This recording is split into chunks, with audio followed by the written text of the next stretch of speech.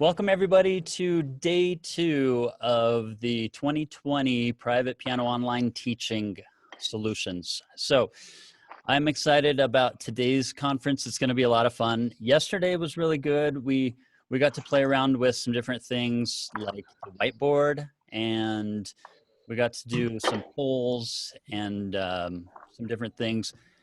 And then we got to see a lesson. The main part of yesterday was trying to find what are most teachers' I would say challenges right now and what they're trying to get solved. So from yesterday's takeaway, what we came up with is we need to show, first of all, get in and talk about what makes a really good online lesson. And so that's going to be the first thing that we tackle today. I'm going to share my screen here.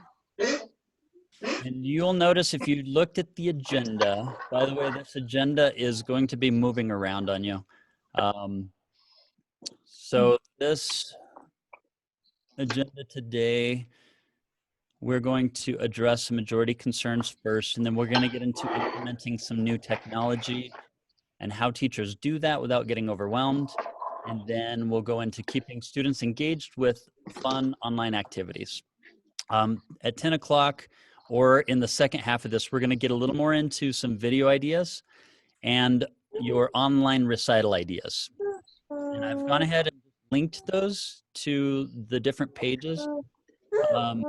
This, by the way, if you click on one of these links, it'll just take you to a page that talks about different solutions. And we're going to be adding some more of these. Like today, I know we have a website recital. And that one is going to be put on by, I forgot his name. It was Dirk. What's his last name? Josh, do you remember? Nope, I do not. Okay, well, Dirk somebody. We'll get his last name. Michelle, you said that Lori Dunn had done a really good recital. I'm going to have you at some point come in here and paste the video link of that recital you found. You said okay, yeah, I can do that. Applause and stuff, which is really cool. Anyway, that's how this is going to work. So we're going to first start with this effective online video lessons. And I'm going to just read this first part for you, and then we're going to go into a group session discussion on this. So teaching lessons online is not the same as teaching in person. Many teachers find as they attempt online lessons that it is not as good as their in-person lessons. And I don't know about you, but I've heard lots of teachers say that. In fact, when I first started teaching online, I hated it. I decided there was no way I'm going to be teaching online. And it was mostly because I was trying to fit what I was doing in person with doing it online. And it just does not work as well. It's not idiomatic. So I'll continue here. Much of what we do in person is not idiomatic for online lessons. Online lessons are much more effective than in-person lessons because the idiom is different. I think I need to change that. Online lessons, in many cases, are much more effective than in-person lessons because the idiom. Aaron, can you ask people to mute? Sorry to interrupt. Oh yeah, I can. Everybody, if you want to, go ahead and mute your microphone until you need to talk. Because the idiom is different, we need to go back to what it is that we're trying to accomplish and find an effective way to accomplish that task, thinking about it in a different idiom. So before starting your next online lesson, ask yourself what it is that you would like to accomplish today with this student. When you find your answer, brainstorm and strategize a way to accomplish that task. Now, we have technology at our disposal, and you're only limited by really what technology you know and understand. So as we know more technology, it will expand our opportunities. And today, hopefully, we'll get into some more technology that you have not yet discovered, and maybe some really cool teaching tools that will help you accomplish your tasks. what do you want to accomplish today? Take a moment and brainstorm in groups. What are some practical goals for a lesson? What do you want to accomplish today in a lesson? So before you ever start this lesson with your student, you want to say something like, I'll just give you some examples. Today, I want to give a student a new piece. And so I want to show them 3 pieces and let them pick their favorite one. And then I want to get that student started learning the piece and then challenge them to learn it in 1 week. So that by our next lesson, I'll be able to go through and help them make that song really good.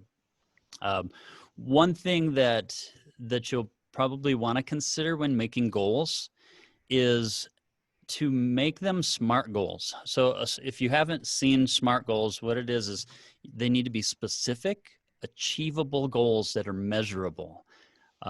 If you just say, I want to teach a student how to play the piano, that's not really specific and it's not measurable, and you're much less likely to achieve your goal if that's all you say.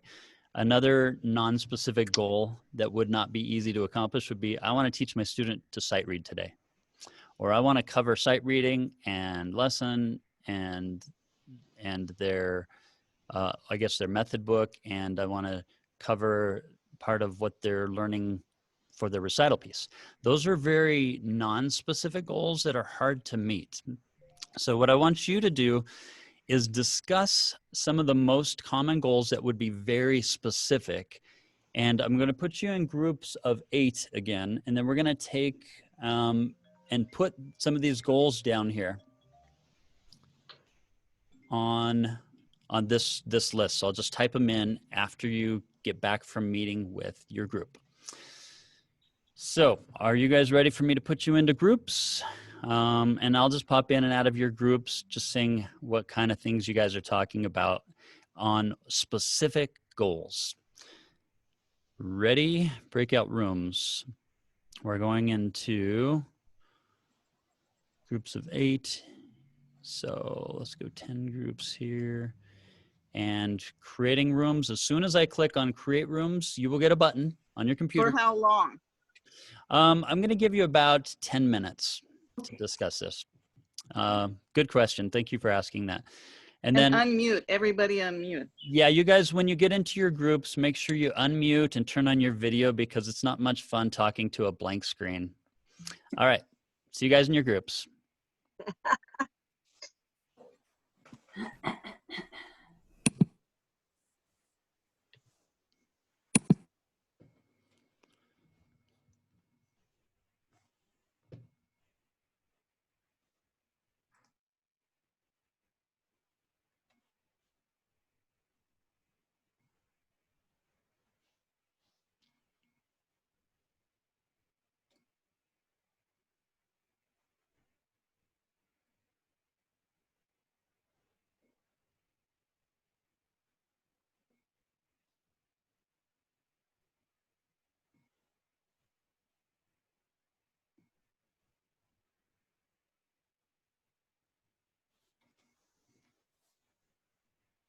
Beside me, so I'm going to let other people talk. I'm in the same, I approach it the same way. My goals are still the same. You're not alone. You're really not alone. I have to keep my goals the same because they have certificate merit, they have guild, high school diplomas. We have to be working on all those things, but Right. and you can still, you know, have them practice. I have them practice during the lesson how to practice the part, and you can still do that online. But I'm anxious to try a whiteboard today.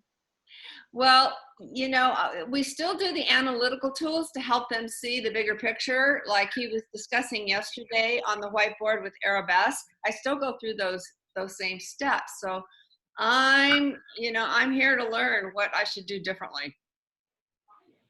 Did anybody come up with a specific goal? It sounds like so far they are non-specific. I have a specific one for a girl who's been on vacation. We're going to be doing an in the garden recital, so she has the sneaky salamander that we're going to work on phrase by phrase. But we're going to start a new Suzuki piece because we're not going to go over everything today since she hasn't practiced. Okay. So one of those, start a new Suzuki piece. That seems very doable. Go over phrase by phrase on the which one did you call that one? Sneaky salamander. The sneaky salamander piece. When you say go over, that is not a specific phrase. So when you go over, that could mean to me that you're going to be talking about it. What is it that you want to accomplish? I want to make sure she understands the new rhythms in it. So we'll be taking. Okay, so Does it now you're getting a does- little more specific. dotted quarter, eighth note rhythm. Okay, so now we're getting into some specific stuff. And at the end of the lesson, you can say, did I accomplish what I was trying to get her to do? And you'd have to have some sort of a test to say, did she understand the dotted rhythm? And how are you going to verify that she actually did that? Okay, I'm going to leave your group. You guys keep discussing. Oh, goodness.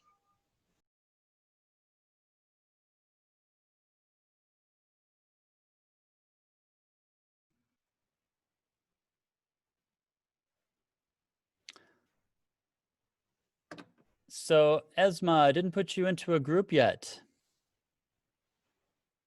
Let me add you to somebody's group. I just finished the lesson. I'm so sorry. That's fine. I'm going to put you guys into different groups. Thank you.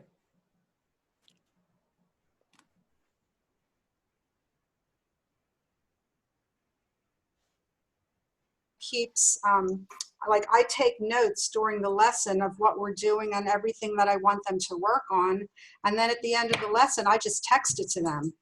Oh, see, I just scan it to them. I do that too.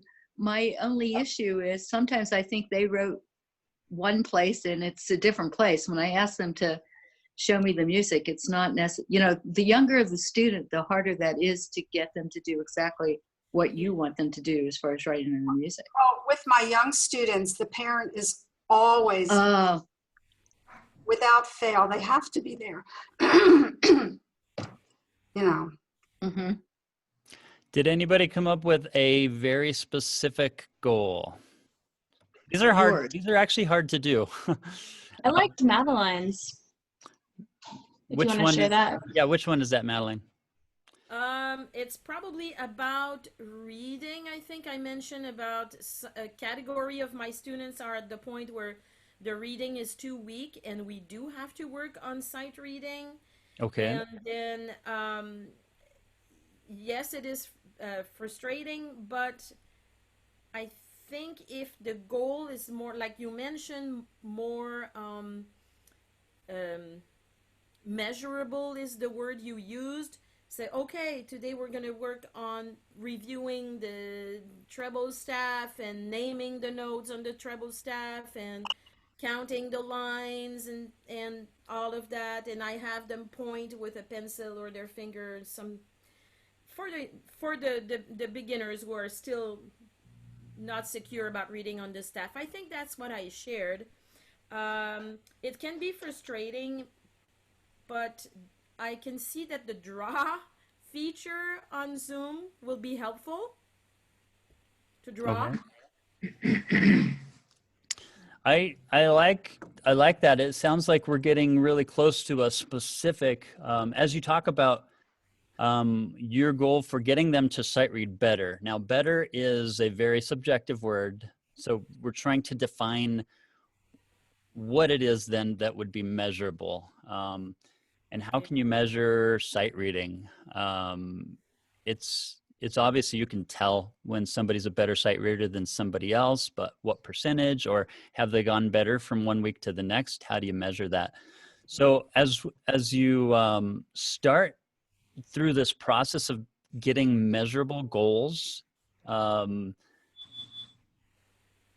the discussion itself kind of goes around being able to develop something that you can do, an activity to get to what you want to do. But if there's no like direction, no place to go, then you won't be able to create an activity to accomplish your goal.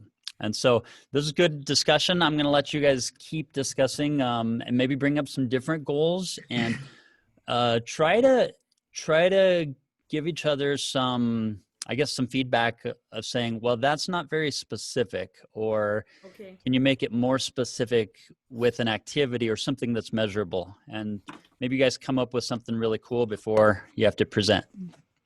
See ya. Okay, I have a question for everybody. So if a student, which I do, she's taken for months and she still doesn't know landmark G, treble G, second line of treble clef. She has no clue. And we go over it every week. So one of my goals is to learn, to help her learn and memorize that. Any suggestions? That is such a I loved your very direct. She did not know. What is it that she didn't know? Landmark G, she had no clue. I mean, it's She been doesn't know what the G note looks like on the staff. And she can't. And what, so let me ask you this. Why do you want her to know where landmark G is? Before, a lot of times we jump into answering questions when we really need to find out more about what it is you're trying to accomplish. So why do you want her to find landmark G? Because the only other note she knows is middle C. She doesn't have a reference, and we work on it. We do interval games. We do flashcards. When we were doing live, we did piano marble. Yeah. I mean, it's crazy. If she doesn't know where G is, what's the problem with that? What you're finding is the problem when you give her music, she can't read it, or she doesn't know where to find that first note. She doesn't know how to find the first note. She doesn't know the point of reference. Okay, so maybe your question should be phrased a little differently. Instead of saying she doesn't, how to teach her where landmark G is, because I could do that in a matter of seconds, but that doesn't solve the problem, the real underlying problem. The real problem is she can't identify a note and put her hand over that note. So maybe some flashcards, exercises, and games that gets her to a skill where she can move her hand around and play the notes quickly is what you're really after. Landmark G sounds more like a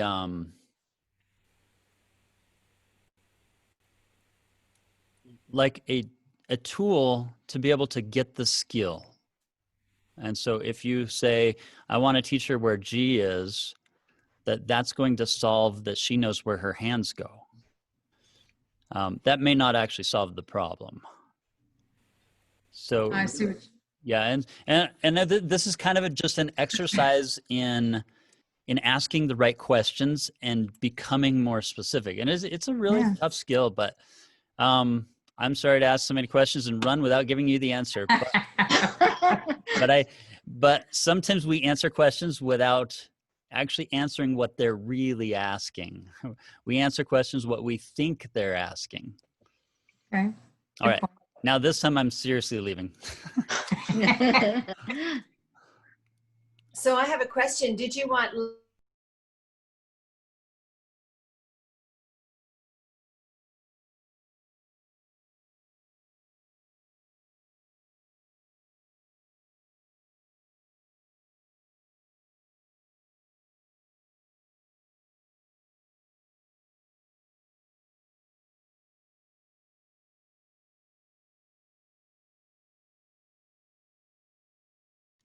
I saw some people had not been assigned here, and so I put you into your group. You can just click on that and go to your group.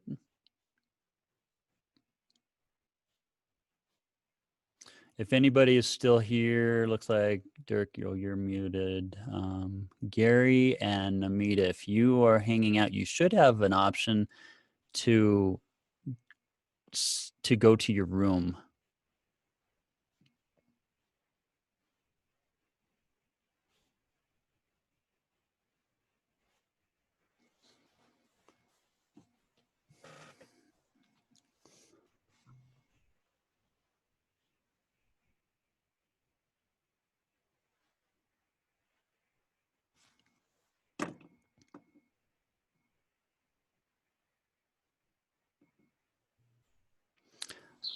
Welcome back, everybody. That was an abrupt end right in the middle of your sentence, probably.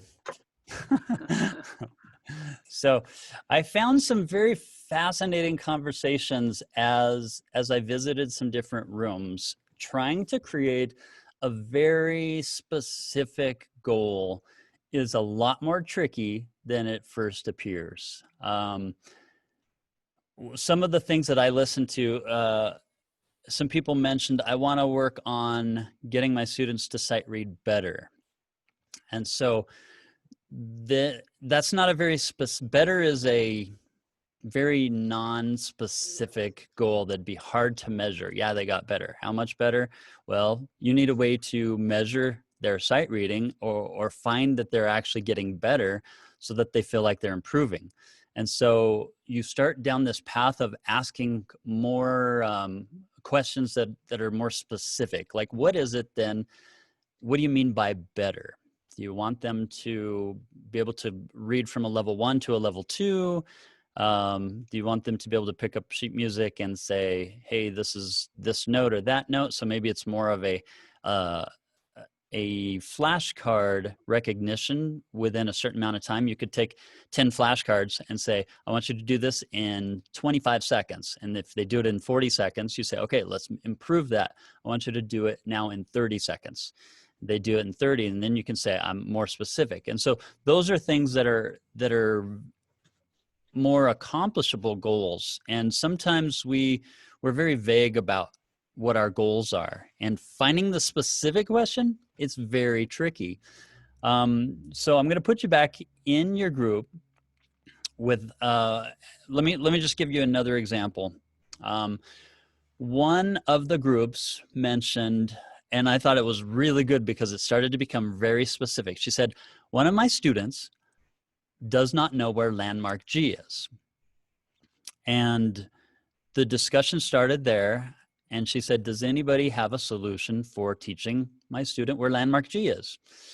And so instead of answering that question, what I thought I'd do is find out why she wanted that student to find landmark G. Like, what specifically is she after?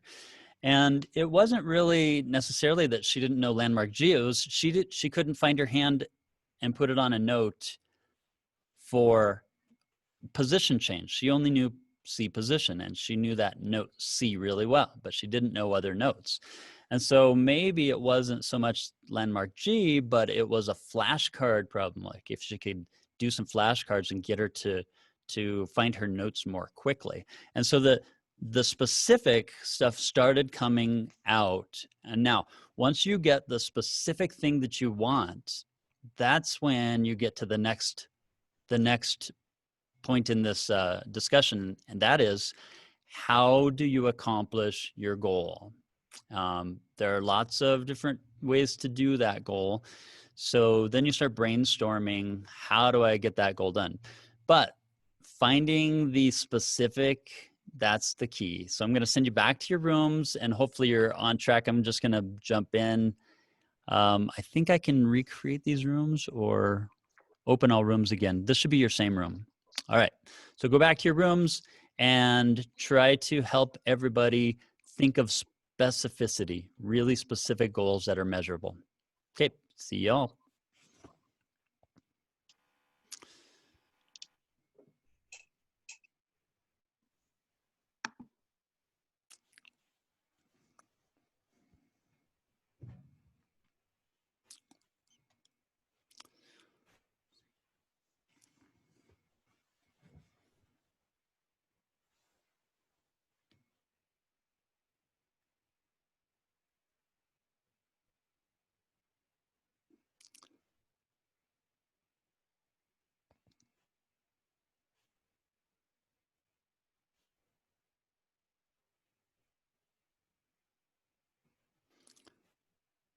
Johnny Jones, did you find a way to get into your group? There should be a little button there.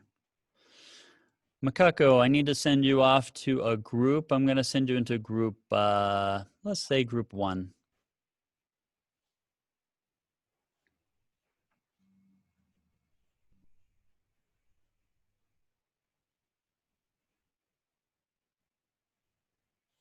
2/16 and an eighth, for example. That's pretty specific. So then what would you want them to know the next week? What would be a way to measure that they've learned that 16th note pattern? How will you go about it? Literacy and playing it. I attach verbalizations to patterns so that they know how to count it. And I would want them to recognize those patterns in a new piece of music. Is that measurable? Yes. How would you measure that they know their pattern?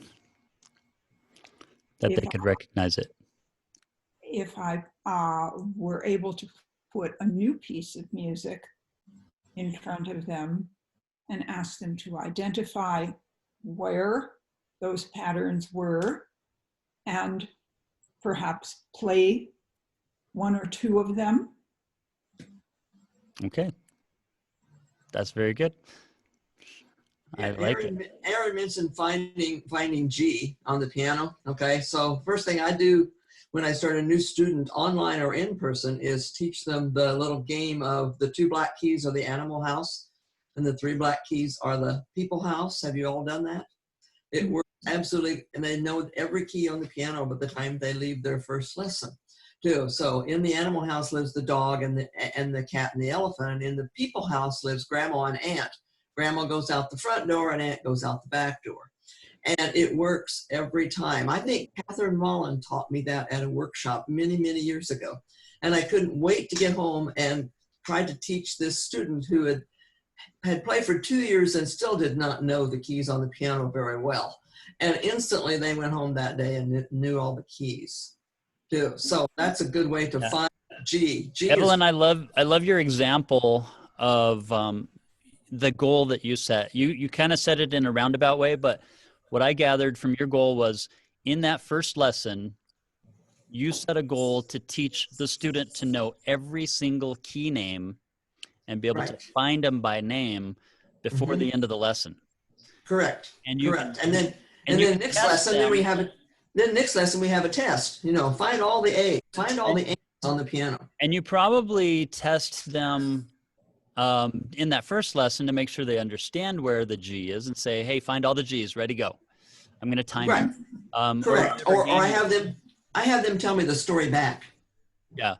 And so you talked about a way to get to that goal, which is really cool. We're not talking about the way to get there, but the fact that you came up with a goal and it was very measurable made it very easy for you to accomplish your goal in that one first lesson.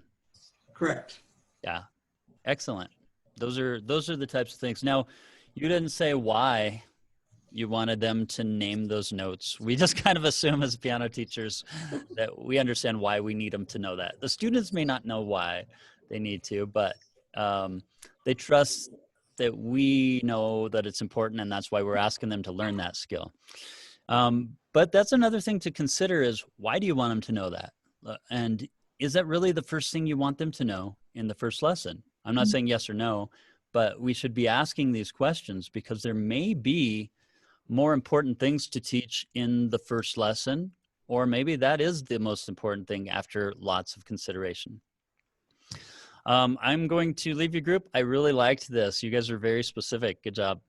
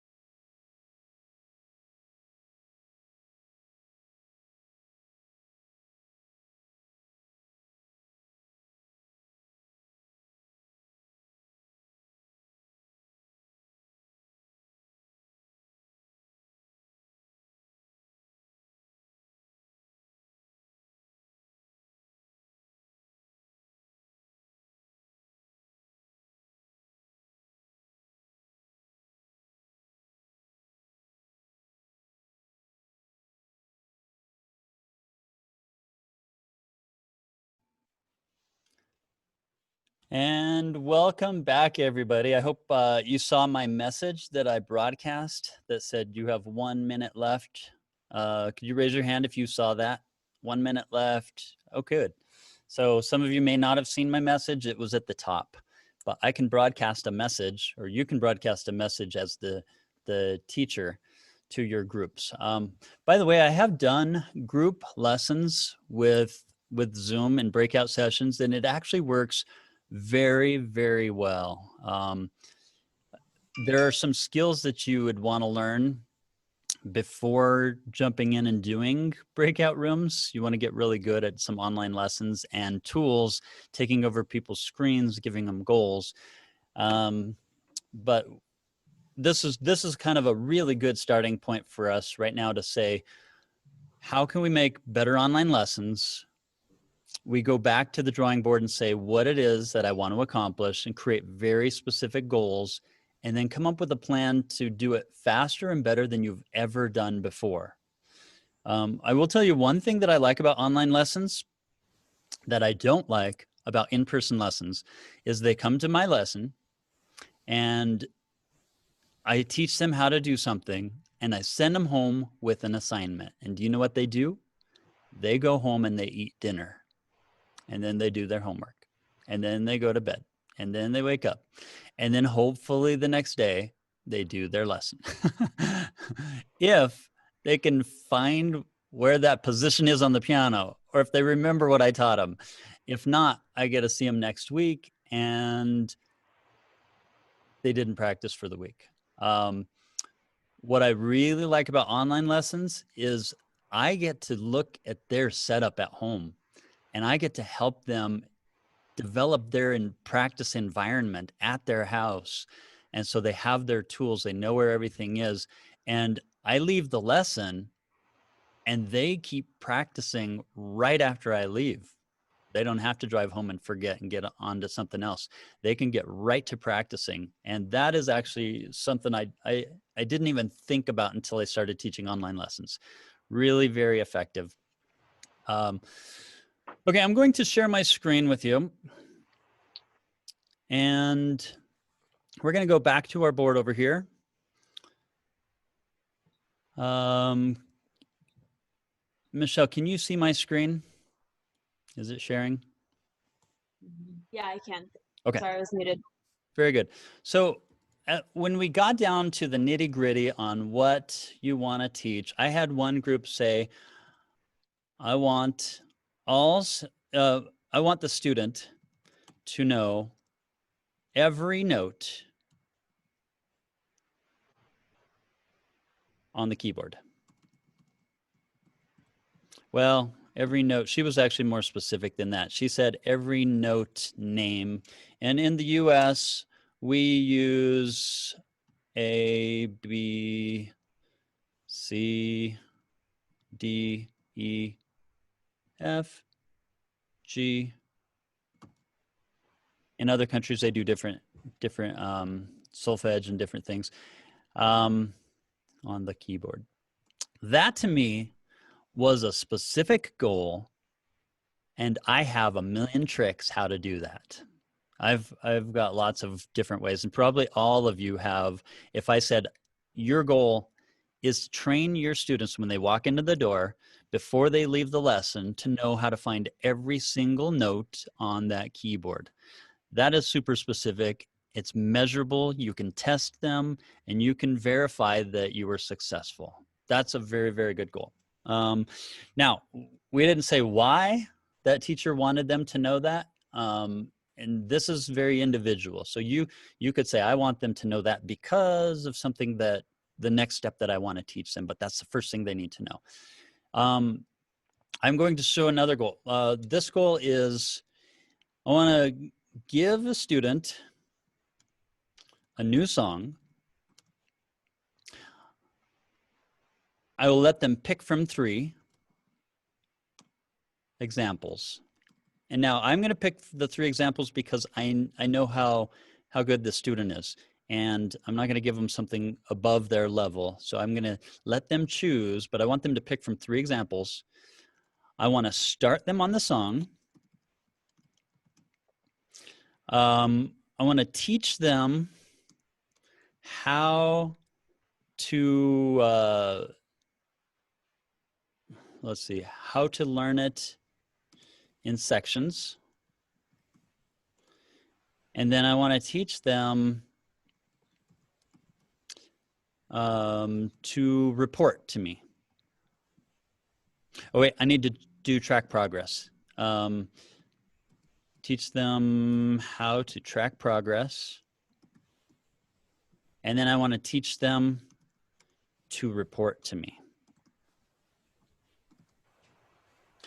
My ultimate goal is to have them learn a song in record time. Something that normally would take 3 months to do, I want them to do in 2 weeks. Whether it's arabesque or whatever. So that is my goal. Now, how I'm going to accomplish that goal, I need to break down a strategy to do that. So at this point now, I'm going to use Zoom for one of them. I'm going to use Piano Marvel because it has a lot of tools in there that help learn more quickly. And you can use whatever tools you want. So as you make your goals, what you're after is trying to find more and more effective means to accomplish your goal. It's a very lofty goal. And right now what I'm going to do is, I need to get, they don't have a Piano Marvel account, so I'm going to say, I've got to start one with them. Link to me as a teacher and teach them, I guess, show the song, show 3 songs, pick a song, and teach the following tools. Number 1, I want to teach them how to find the song in the library. I want to teach them how to use the prepare mode. No, I'm going to teach them how to use the video tutorials. I want to teach them how to use all the shortcuts and tools. Now, you guys now know the purpose of the lesson, what I'm going to do. I'm going to now demonstrate a lesson and how we can do it super effectively using advanced technology and the tools at your disposal. So let's stop sharing this screen and let's go ahead and start the lesson. Michelle is my guinea pig. So Michelle is a student. We're going to say she is an intermediate student. So I'm going to give her an intermediate song. And she doesn't have Piano Marvel. So what I did in the first place, let me share my screen again. I'll show you one thing I shared with her before the lesson. And that's, you guys have this if you want. All these tools are right here on the agenda. Down here, there's student handouts that I used. And this very first one, before the lesson gets started, I've given this to her that talks about where to place your camera. It's got some videos on this. And I did this so I don't have to tell this to every student. I could just send them this PDF. If you want this PDF, by the way, just click on File and then either say Download PDF, or you can go to Make a Copy, and then you own it and you can edit it for your own purposes. I think I have a video on how to do that if you forget. But this is what she knows, and I talked about Zoom, and if she wants to do that, basically, I just give her this and I say, I'll meet you at the lesson. You don't need to know anything except get Zoom set up and have a camera placed where I can see your fingers and I can see your sheet music. That's all I want. And then I will guide you through the rest of it. So here we go. Michelle, are you ready? I am. All right, let's go ahead.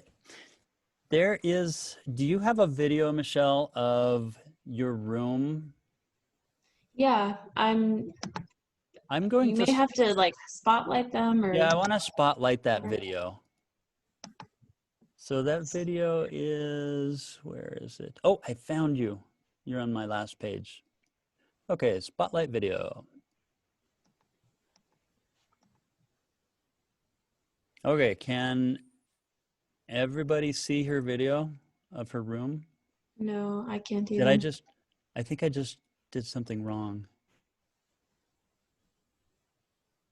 Oh, you need to start. Stopped my video. Okay, start that video again. Sorry. I stopped your video instead of spotlighting it. How about this? There we go. All right, so here's my student. She's in her room. Look what she has. Michelle, can you show them your poll there beside you? So this is You a want to take it very, up? very handy thing. This is a microphone boom stand, and this camera allows me to see her at the angle. And so she just opens the Zoom link I sent her, and you can see from that angle. And then I also asked her to have a computer or an iPad in front of her on her piano. And this could be a digital piano or an acoustic piano. She has a digital piano, so I'm going to give you the full demonstration of what you can do. You can do this with an acoustic, but there's some limitations. So now that we can see your setup, can you, we've already started the Zoom call. On your computer, can you share your screen with me? Yeah. Oh, it says you've disabled participant screen sharing. Okay, so I need to go into the security and say, allow screen sharing. And now do you see you can share it? Yep. Okay, go ahead and start sharing. All right. Now, what everybody should be seeing is her screen on the left, the computer screen, and then on the right, you should see her video that we're spotlighting. Can everybody see that? Josh, can you see that? I can. Okay. All I can see is Piano Marvel website. That's right, right? That's what I see. Yeah, that's all I see is just the Piano Marvel website. You don't see the saved logins? Oh, I see saved logins. Okay. There's a gallery view and another view, like different panes. I see her on a tiny little screen on the corner. Right? Yeah, that's good. And then you see the Piano Marvel on the left. Okay, so here is the next thing that I need to do is I need to be really effective. I found this thing called Request Remote Control. So I'm going to click Request Remote Control from my view options and center a request. And on your screen, Michelle, do you see a request? It says Aaron Garner is requesting remote control of your screen. You can regain control at any time by clicking on your screen. Okay, can you So go I'll ahead say and click approve. on approve?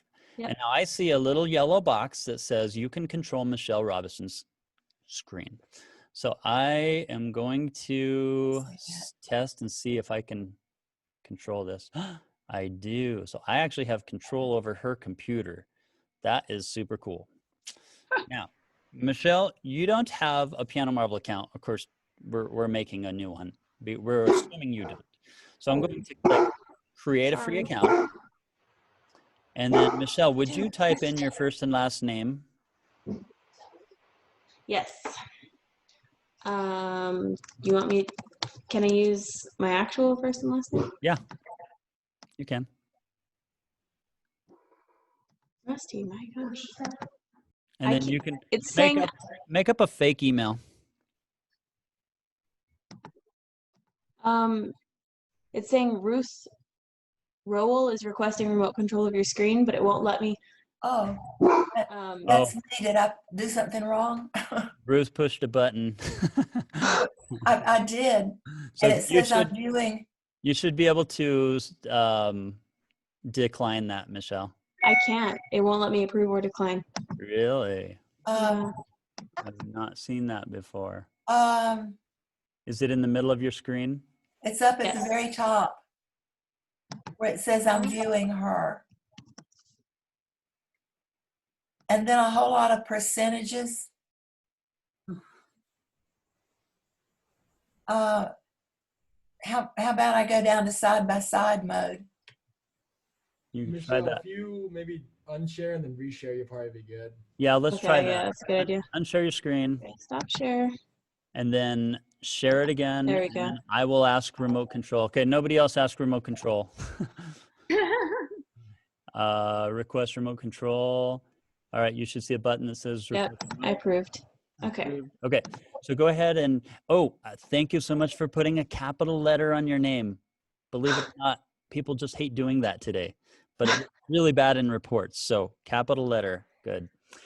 Make up an email. Let's just do Michelle Robison at example.com. Period, comma. Yeah. Okay. Okay, and I want your password to be Piano Marvel. And that's so that I remember it. All right. Good job. Now, when we get to this next spot, I'm going to click this for you. I'm learning with a teacher, and I just got tired of asking Michelle to do it, so I've taken over her screen, and I'll say, I'll type in my email address. This links you to me as your teacher.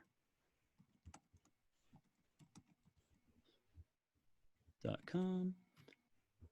There we go. And now I can hit continue. And you, would you like news? Yes, you would. It's a fake email, so. Actually, it's a fake email. I better say no. And you can verify this with a real email account, but I'm just going to do this later. And okay, so now you have the free account. You just continue with the free account here. And I can show you, Michelle, the library method, sight reading, and technique another day. All I really want to do right now is I want to get you to learn a new recital piece. So over here in this library, oops, I just shared a bunch of these songs with you. I'm just going to close this. And I want to take some songs off of a list that I have. One of them I want you to watch is, actually, you know what I need to do? Yeah. I need to share with you my screen. So I'm going to switch sharing. And now we're jumping over to my screen because this is where I have my videos. It's on the agenda. You see where we have these recommended solos and duets. So the three that I picked out to show you today, one was called The Last Rose. I think you would really enjoy this piece. Tell me if you like this one. Okay.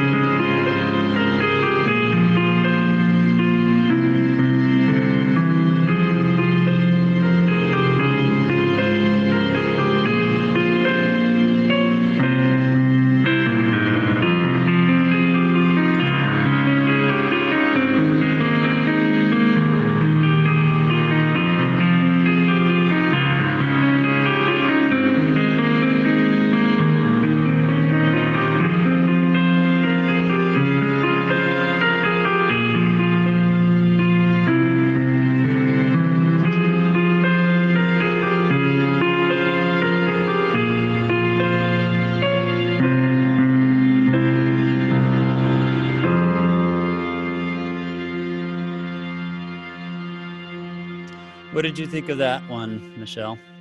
I like it. I think it's beautiful. It's really pretty. Okay, I think you could probably learn that one fairly quickly. Let me give you just one more to pick from, and then you choose between those two. So the next one's a faster one. It's Flight of the Bumblebee Rock. Oops, video's unavailable. Let me see. Go to piano. The Pianist. I know where this one is.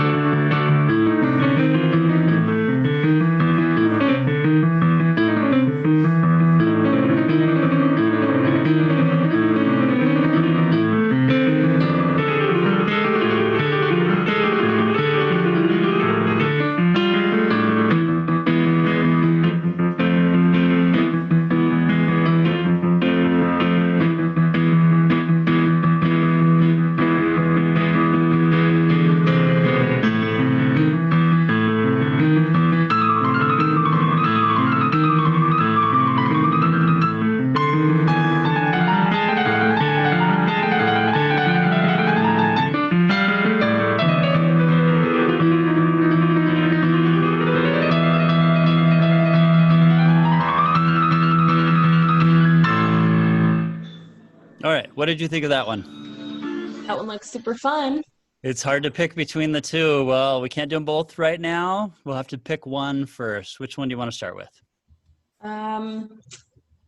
Let's do The Last Rose. Okay, The Last Rose is one you prefer. All right, so what we're going to do is I want you to share your screen with me, Okay. and then I'm going to ask. I think you have to stop sharing first. Oh, that's because I'm the There you go. Zoom host, I think. Sharing. Can you see it? Yes, I can. I'm going to click Remote Control Request, and Okay, approve. thank you. There's one more thing I'd like you to do, Michelle. Can you go to the menu and say share computer sound? Not the Zoom menu. In the Zoom menu, there's a view options, I think, and then share computer sound is halfway down or something. I'm not seeing anything except a bunch of books. Yeah. You won't be able to see her options for the view. In fact, I can't see them either. I think you have to stop sharing to get to the view options. No, you have to stay sharing, actually. You can only do this from after you share your video.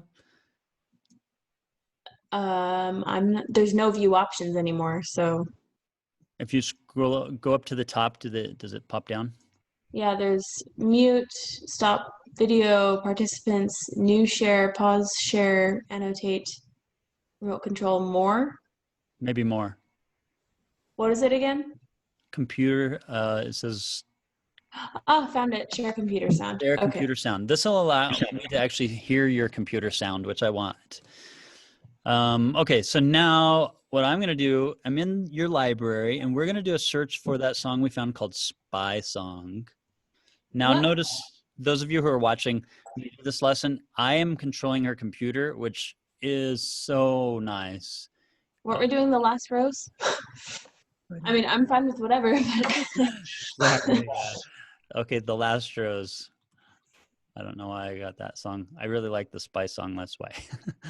Okay, now what I'm going to do is put this little heart on it, and that is now in your favorites. And then I'm going to click on the song, and over here, I'm going to show you some different tools. There's a whole chopped and minced in this practice mode. If you click on practice mode, it'll come up and down. And this is really cool because you can start working on this song in sections. So I'm going to click on minced, and I want you to learn this hands separately. And there are 3 tempos, 60 beats per minute, 90, and 120. So first, let's just click on this star here. And you'll notice down here on the play controls, it's set to 60 beats per minute. And you're only doing the left hand, or sorry, the right hand to start with. So ignore the left hand. And I'll just show you this watch tutorial video. If I click on this, it'll actually give you a video of where to place your hands and that, but I don't really need you to watch these videos. So this starts you off with the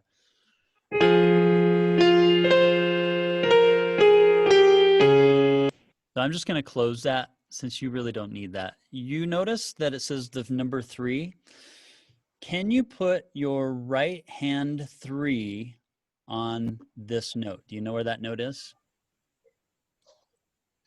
Yes, I know. It's an A flat. You thought it was an A, but there's 4 flats in this key signature. Okay, so now I'm going to hit the prepare button. And the prepare button over here, it says select an option. If you have an acoustic piano, you just click on book mode. If you have a digital, we'll click on the digital. Go ahead and play a key and see if it flashes. Uh-oh. It's not. Let's Try to see. unplug your piano and plug it back in. So I heard it. That's a good sound. There we go. Okay. Whoa, it's doing the virtual piano thing. Turn that off. Okay, yeah, let's turn the virtual piano down because There you go. you have sound from your keyboard. Yeah. Okay, I'm gonna hit next and go ahead and play your lowest key since you got it. Oh, sorry. Okay, there's a way around this. If I click on lowest key button right here, it'll actually allow you to play the lowest key now. Oh. And now I'm gonna click on the highest one. Go ahead. And we'll click finish. And now we're set. So the prepare button, go ahead and just play through this and see if you can sight read this. Should I miss some notes? Yeah, go ahead and miss a note for those who are watching, like what a student would do.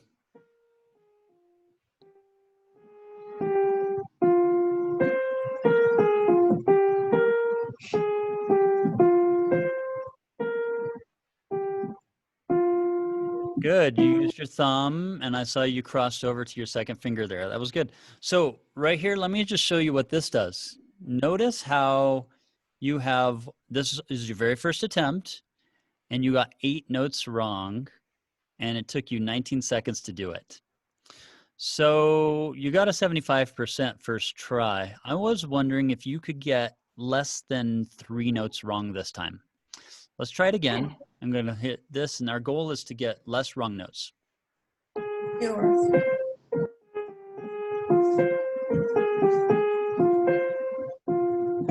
All right, you're a genius.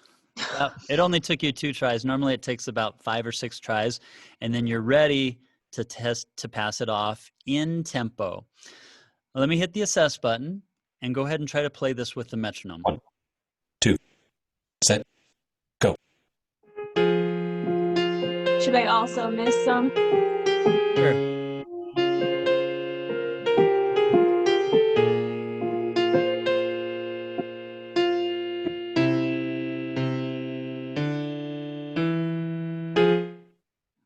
All right, you got an 80%. Congratulations. You only missed this note here, which is an A flat. You played a G. And you played an F here. What should it have been, Michelle? What? You played an F on this one. What should it have been? Should have been a G. A G. What did you do wrong with this one? It looks like it's an A. I guess it was an A natural. Yeah, you played an A natural. Don't forget, it's a flat. And then this one, what did you do wrong? Looks like I was just a little early. You were a little bit early. Good. So your timing was off. Okay, 80%. Let's try it again. See if you can get 100. Okay. 1, 2, set, go.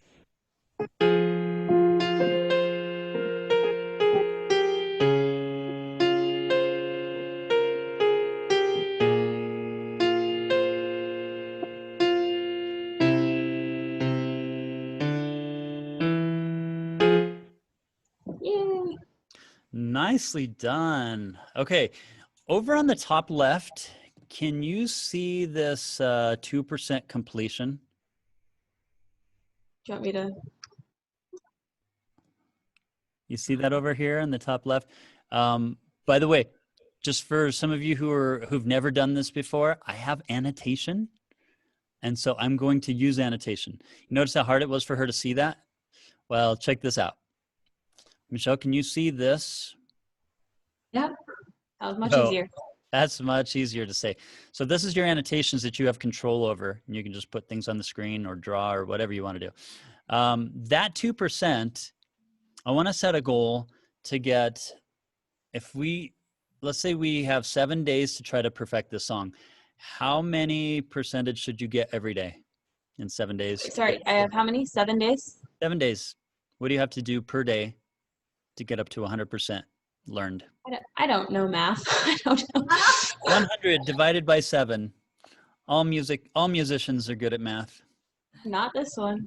Okay, all mathematicians are good at music. Maybe. What, like Maybe not. 13% or something? It's about 16%. So let's set a Okay. goal for 20% and do it in 5 days. Okay. That's an easier number, right? Yes.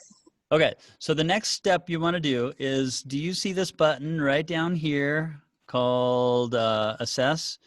Yes. You see this arrow right there? Mm-hmm. I want to teach you a shortcut to get to that arrow. First, click on that arrow and see what happens. Let me move this first. There you go. It took you to the next, what? Looks like We'll the just- same thing to me. It's the next speed, but that's because I know piano normal. So. Yeah, click on the practice probably would've- mode and let's see where we are. You probably are, yeah, so now you can see where it's highlighted on the second one. You've got 100% already on that first one. You are now here. So go ahead and play through the second speed and let's see if you can get 100%. And your 2% completion should go up to 4%. Set, go.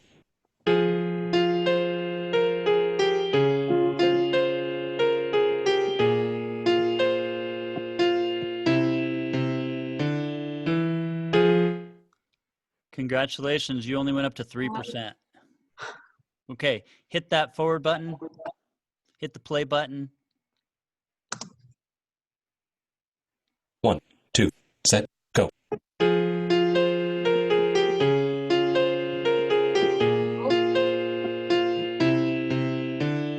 Distracted. You got distracted. 85%, is that good enough? Nope.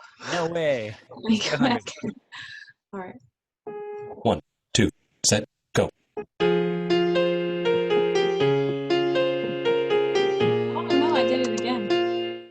Oh, you learned how to stop and start in the middle. 1, 2, set, go.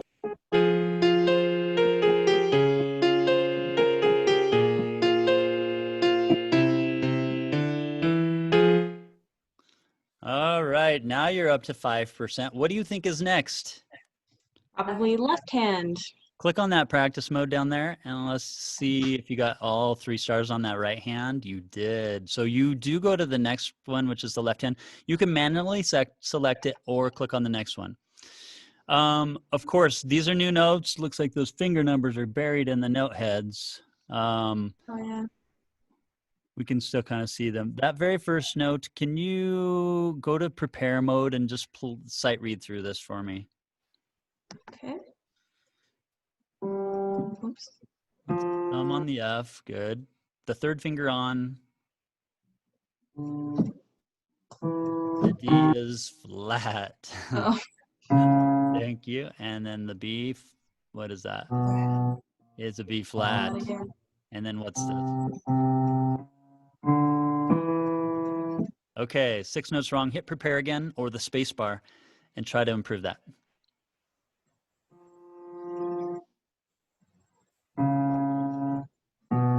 Oops. I have a question. Did you get better? Yes. Did you feel like you got better or do you just see that you got better? I don't feel like I got better, but yeah, it But you can clearly see it visually says that I you did. only got 3 notes wrong and you did it in 8 seconds instead of 20 with an estimated score of 94. Can you beat that? I probably can. Try again. Be very careful not to play any wrong notes. Dang it, can I try again? Yeah, go ahead and stop. You can Okay. stop it and start over. Space bar is your shortcut for starting and stopping. Oops, dang it again. Hey, did you get better? Again. Yes. In both your seconds and your notes. That's not gonna work. I'm doing it again, sorry. I can see your hands in a good position. Why don't you think of that as a chord? Take that F and hold it down. Go to the next note, play the D flat, hold it down, and then play the pinky on B flat and hold it down. Do you see a chord there? Yeah. The B flat minor chord. So just think of those first three notes as your B flat minor chord, and then walking back up to the tonic. Oh no. You did a B major chord. Let's do a B minor. There's a D flat in the middle. Excellent. You did it. Okay, now let's assess. Now that you know the notes, we're going to do it in time. One. In a very slow tempo. Set. Go.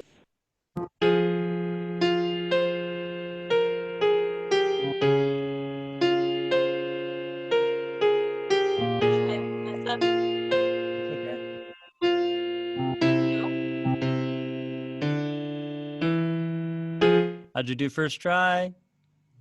Nailed it. Forward. Next speed. Now there's a very important reason why we want you to do slow practice. The slower you practice, the faster you Set. learn. Go.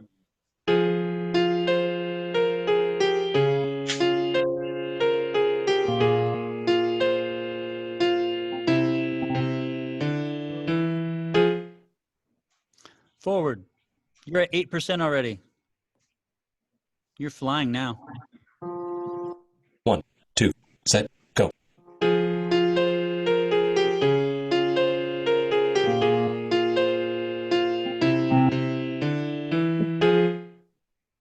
Forward. What do you think is next? Hands together, I'm guessing. Oh no, this is where you have everything combining into one. So hopefully you've been prepared well enough that you can Should I manage. prepare first? Yeah, do prepare first. That's a good idea usually. All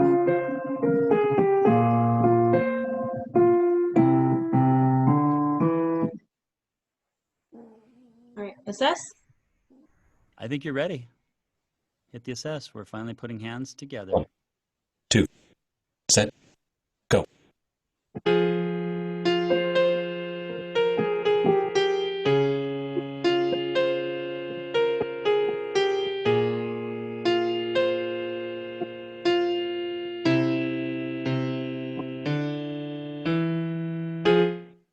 You did great. Michelle, you're at what percentage completion right now? Move this over to see. 12%. So if you put in a good half-hour practice, how far do you think you could get? Probably at least 30 or 40%. Okay. Would you be able to do that today and then tomorrow do the same and get up to 60%? Yeah. You feel like you could learn this whole song in 1 week? Absolutely, easily. Okay. I want you to text me your score at the end of the day. I want to know what Okay. you got to, or you can Marco Polo it to me. All right. All right. Thanks, Michelle. I hope you had a great lesson. I'll just I did. Thank you. I'll let you just keep working. All right. Sounds good. Bye. Thank you. So obviously, everybody, this was Michelle's pretending to be a student. So let's go ahead and have a quick discussion on what you guys saw as far as the goals. If you remember, let me unspotlight. How do I unspotlight you? Here we go. Cancel spotlighting. And back to gallery view. Okay, so do you remember what my goal was for that lesson? I wanted to find a song that would make her excited and say, yes, I want to practice and learn that song. And then I wanted to teach her, start her a Piano Marble account, get her started on a song. And I wanted to do the impossible. Take a song that normally takes 2 3 months for me to teach without the technology and teach it in 1 week. You remember that if you teach a man, or if you give a man a fish, like, which is what I used to do in my lessons, I'd teach them how to do this phrase and we'd just go over it. And I'd say, go home and practice that and then come back next week and we'll do the next phrase. But this way I was trying to teach her a way to practice without me.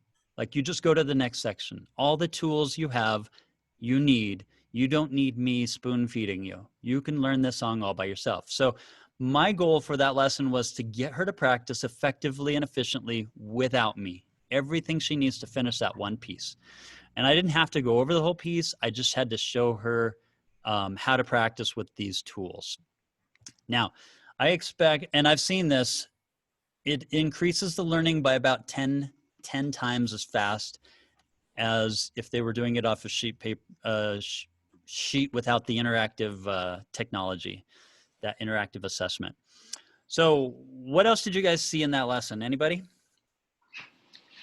I don't have a virtual hand to raise. This is Sue Rudholm.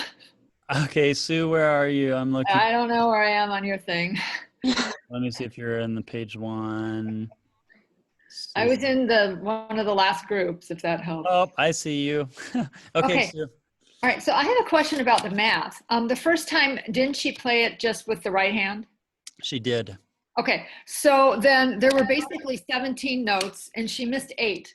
So in my math, she got like slightly more than 50%, but it came out at 75%. The only way I could see 75% is if you counted that there's 32 eighths notes equivalent. She got all the rhythms correct. Okay, so that's where so the rhythm gives points. Yeah. Okay, well that's good. Okay, I just wanted to know because you were counting notes and okay. Yeah, it's actually a pretty cool algorithm and we've actually lightened it up a little bit because it was really frustrating to get, and there's a window of like, I think it's 137 milliseconds on either side of the note. So if you're slightly early or slightly late, it won't count you off. If you get inside that window, it'll count it. And sometimes if there's enough notes, you can get a wrong note and still get 100. And a lot of teachers thought that's bad, but the more I use it, man, it's a lifesaver. You will learn to love that leniency. So with the time lag, that's not a time lag for them. That's just a time lag because the moving line wasn't adding up. It wasn't. That is very correct, and that's a very good question. A lot of people have a problem with their lessons because there's a little bit of a latency, and the sound isn't that good.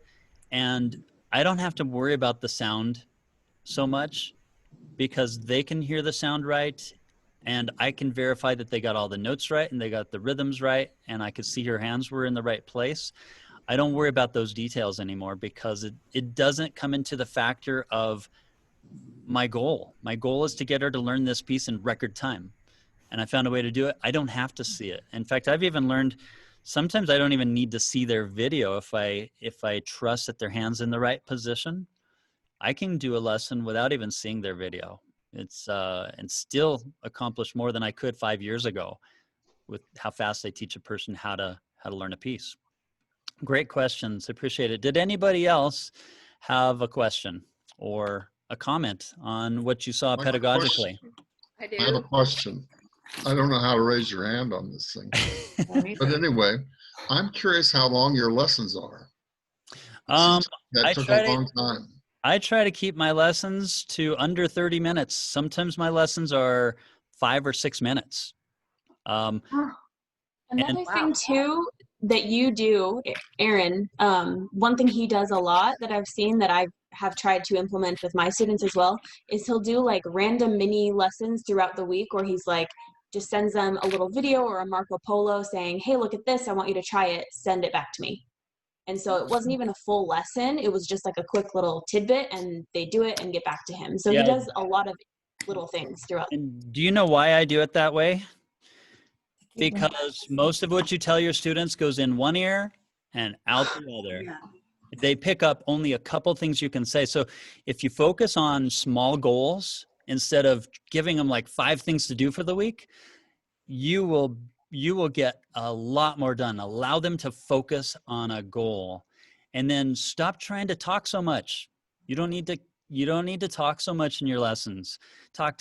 Yeah, you've got a lot of knowledge. Yes, you know all those chords. Yes, you know the theory. They don't need to know it all at once. They can't pick it up anyways. So don't try to teach them everything at once. Tell them what they need to know. Keep them motivated to working towards a goal, and you'll be able to teach much faster and waste less of your breath. Erin, do you teach one piece a week then? You gave her that piece and was that it? My lessons, my goals change every lesson. Okay. So if Michelle needs a new piece this week, then that's what my goal is. Right. But if we're also working on something else, like a sight reading thing, I got to be careful not to give too much, because they'll lose their motivation. If they can stay focused, they tend to practice harder and stay motivated. And small lessons is not a bad thing. I know you'll have to worry about the parents thinking, hey, I got ripped off because I'm used to a half an hour lesson.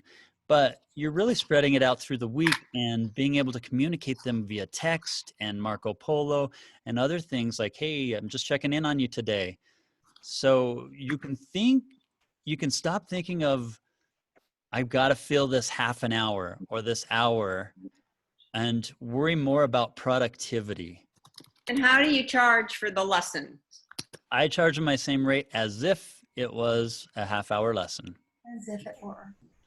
Even if I do groups, then, and sometimes I'll go over and sometimes I'll go under and spread the lesson out throughout the week. I found that there's a lot of, there's going to have to be a lot of experimenting with how you do this, but the whole goal is to be more effective than you've ever been before in teaching students to be better, to learn faster and be more pleased with their progress. Caroline, I've been dying to ask you, what are your thoughts? You said you're a new teacher. You've been teaching for a couple years now? I assume you're talking to me. Sorry, I had it on mute.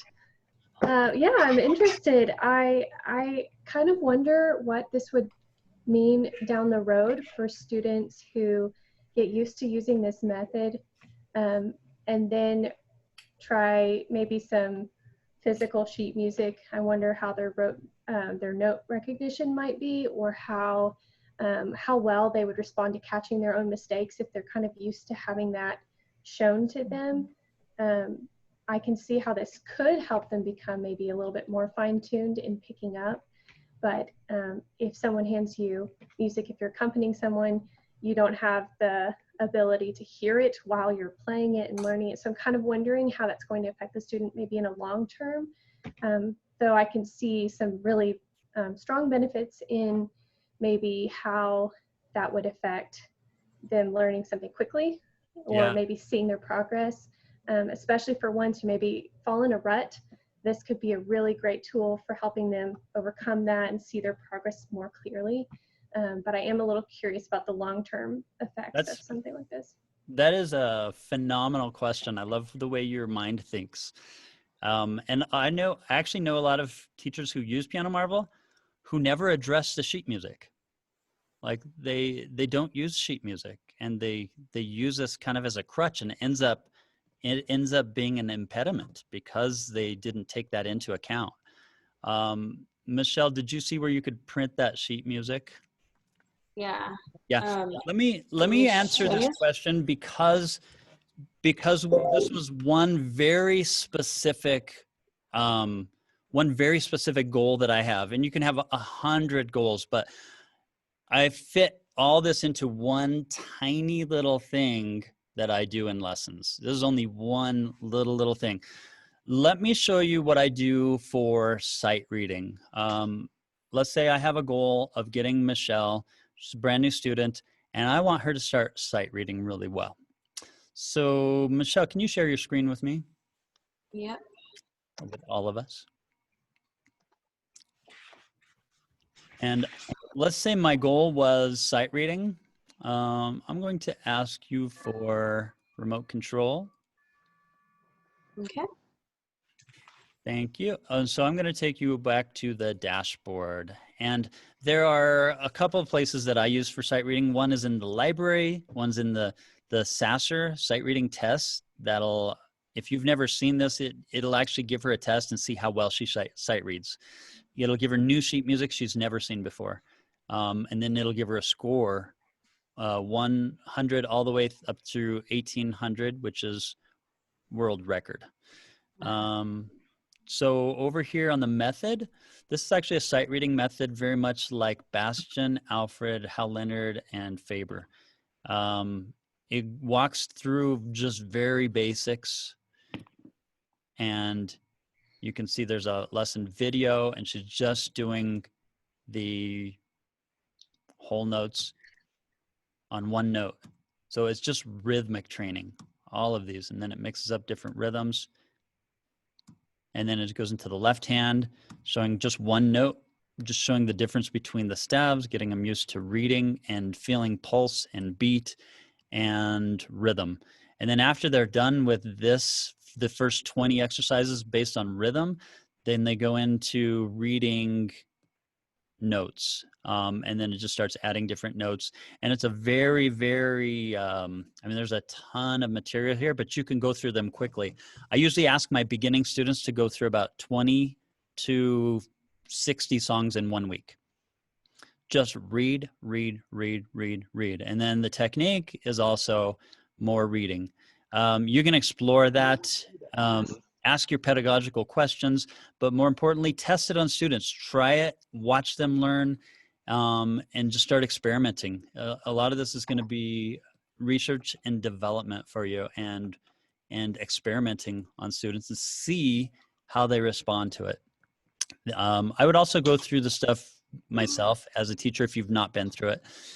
The Sasser, again, this is where you take that test. But in the library, there's things that, I mean, there's a bajillion sight reading things in here, but boot camps is one really cool way to develop your sight reading. So if I come over here and just go through some of these boot camps for sight reading, if I have a student who's in a level 3, I say, I want you to just do this boot camp. They open the boot camp and they will read this entire book. Oops, let's go to stage 10. They just sight read. They'll go through this. They've got 26 seconds to look at it, and they can practice it. And then when that time's up, they have to play through it, and then it moves on to the next song, and over here it counts. So if you haven't done any boot camps, that's something worthy of you just going through some stuff, even for yourself. Just find something in your level. Yeah, join the club. Yeah. So that is, let's say I was making a goal for a student and I want to keep it really simple, and they're a beginner student. I'm going to take them to the method and say, this is all they're doing this week. I want to see how many songs you can get through in 1 week. I'll tell you one thing I used to do that I've learned. I don't know why this took me so many years, why I had to be old to learn it. I used to tell students, I want you to do 3 songs in your method book. This one, this one, this one. Let's look at them and then go home and practice them and come back and play them for me. I did that for, I can't count how many years. It's how I was taught when I was doing my doctorate. This is how you do it. You assign them a song, you pass it off when they come back and play it for you. One day, I don't know why, it just occurred to me. I started a brand new student and I said, the most I've ever seen was one student did 20 songs in 1 week. You know what that student did? He went home and did 70 songs in 1 week. What? And I couldn't believe it. I thought, why have I been holding my students back? And so the lesson I learned there was, if you challenge a student and you do it well, like underestimate what they can do and say, I've never seen another person do this, and they go home thinking, I'm going to show you. And suddenly their motivation is off the charts. 70 songs. So guess what I did? Another student came in and I said, the most I've ever seen a student do was 70 songs in 1 week. You know what he did? He went home and did 120 songs in 1 week. What? And I thought, how did it take me so long to learn just student motivation and human, I guess, psychology? And so that was a huge, huge breakthrough for me when I learned not to assign things, and I learned to challenge them, but under challenge them. There's a trick to it. You really need to, because you don't want to frustrate somebody. You want to make them feel like they just impressed you, and then give them praise. Like, I cannot believe you did that. How did you do that? And then they feel really good, and they're like, they want to impress you again. Lots of cool things you can do. Can I address part of Caroline's concern too? Yes, that'd be great. So for those of you who don't know, I'm actually Aaron's daughter and former student. So I did all this as a student under him, and he didn't just, like, we use Piano Marvel as the basis for everything, but that wasn't the only thing we did. So we did a lot of like off screen time games, and we did a lot of sight reading with actual physical books. And one of the best things I think he ever had us do for sight reading was in group classes, he would have us sight read through duets together. That was by far the best. So it was a mixture of things that, like, I don't know, like there wasn't any one thing that helped sight reading. It was like a mixture of things, and definitely getting in not only Piano Marvel and all the boot camps and the Sasser test, but also that sheet music. So I would say just be well-rounded. And one thing Michelle missed is if you learn to play like in church and you have to do it in the congregation, you can't stop. That's one of the best things, accompanying people. That will improve your sight reading faster than anything. But you got to find that outlet. You got to find somebody that'll let them play for them, whether it's at their house and family sings along.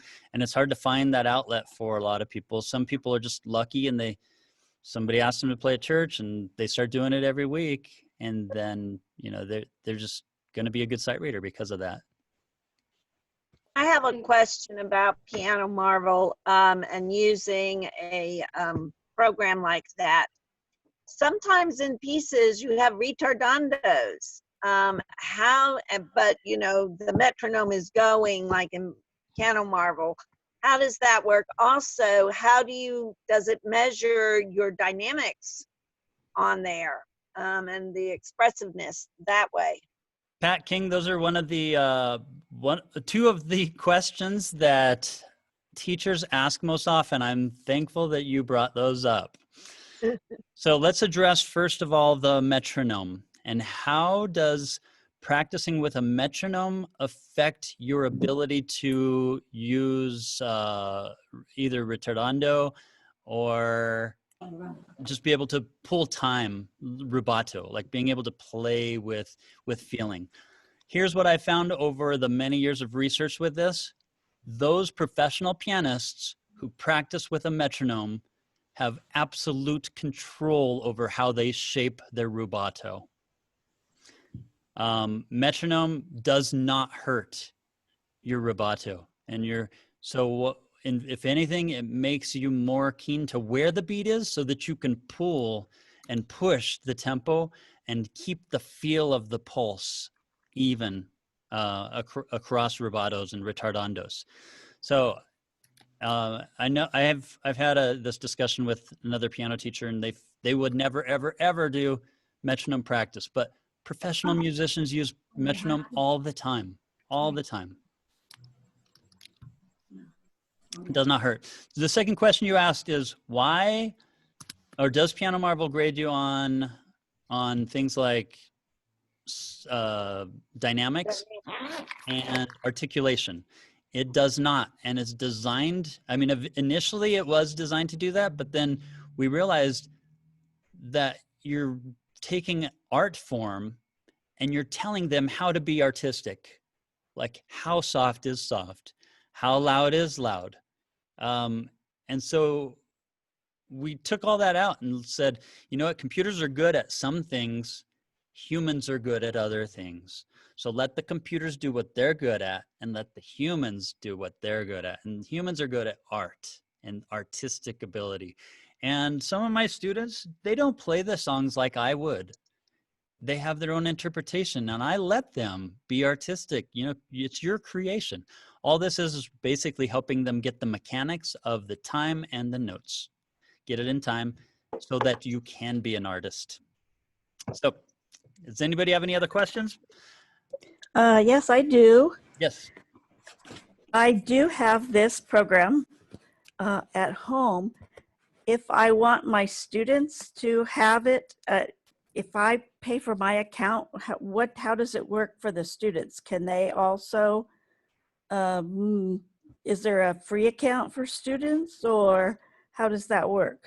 There is a free account. And I'm, in fact, even for teachers, I would just set it up with a free account. And then there's a premium account where if you want additional things, you can get the premium account. It's kind of like Zoom. It's free, but then if you want extra time, then you pay for their premium account. Let me show you before we get too far, because I know there's going to be a lot of questions, and I've already made everything you need available. Let me share my screen really quickly on the agenda.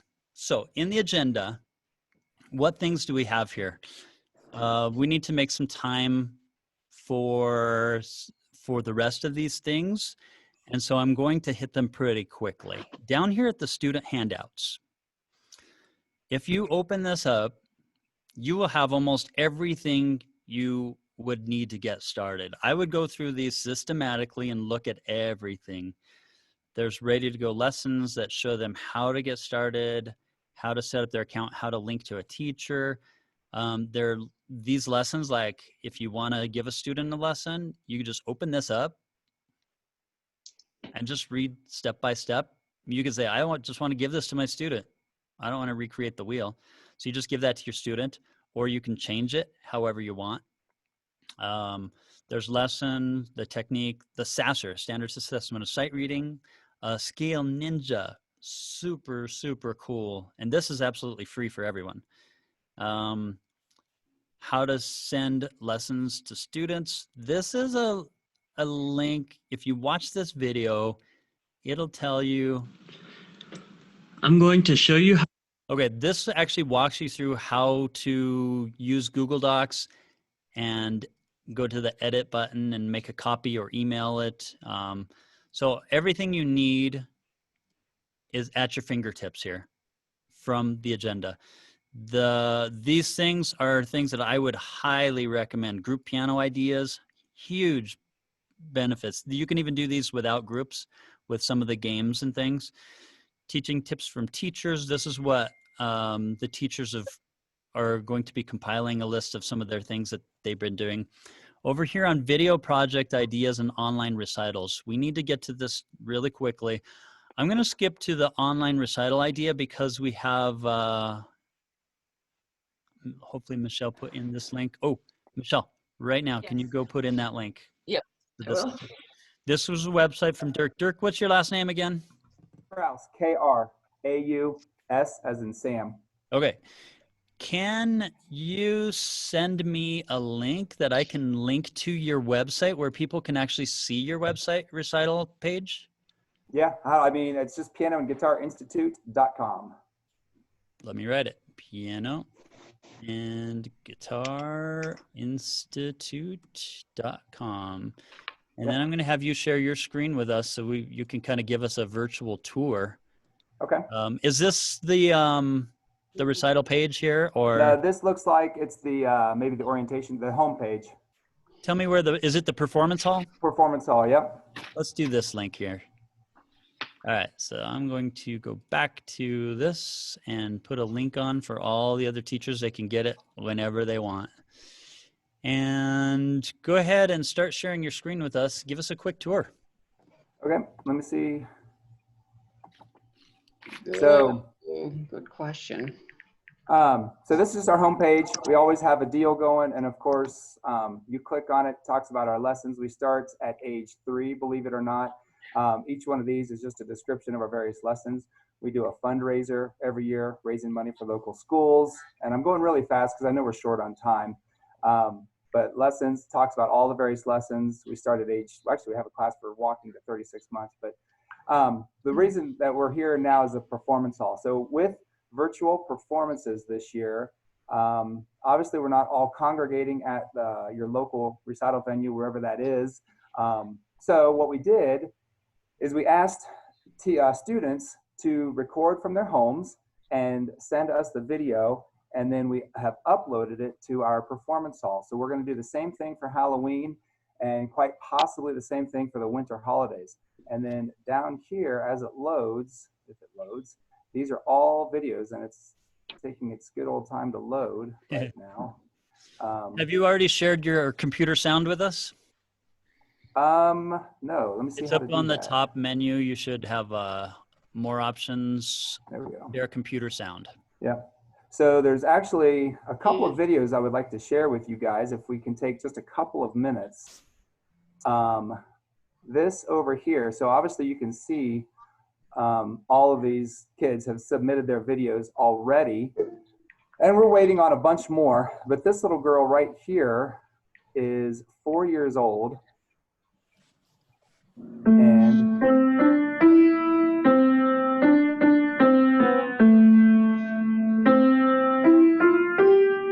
don't know how to make her bigger, but there she is.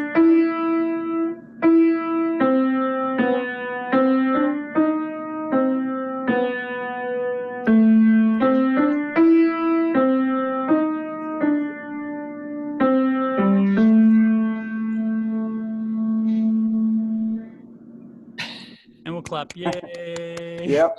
So there's that one. Virtual clap, virtual applause. And then this girl is in the 5th grade. I don't know how to stop her.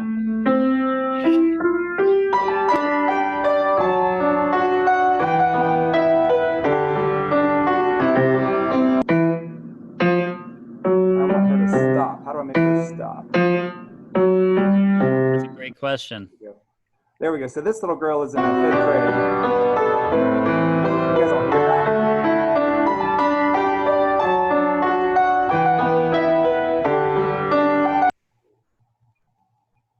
What happened?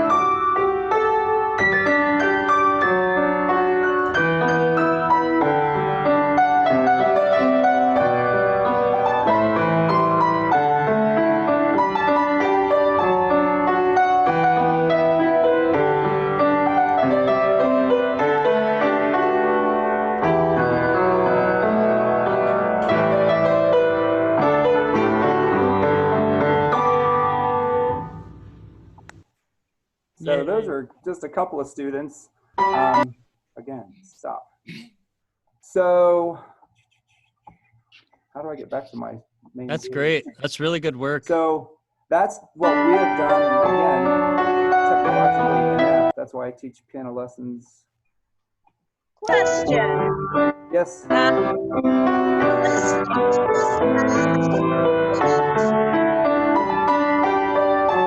See if I can get her to stop. Let's wait till we get that audio stopped.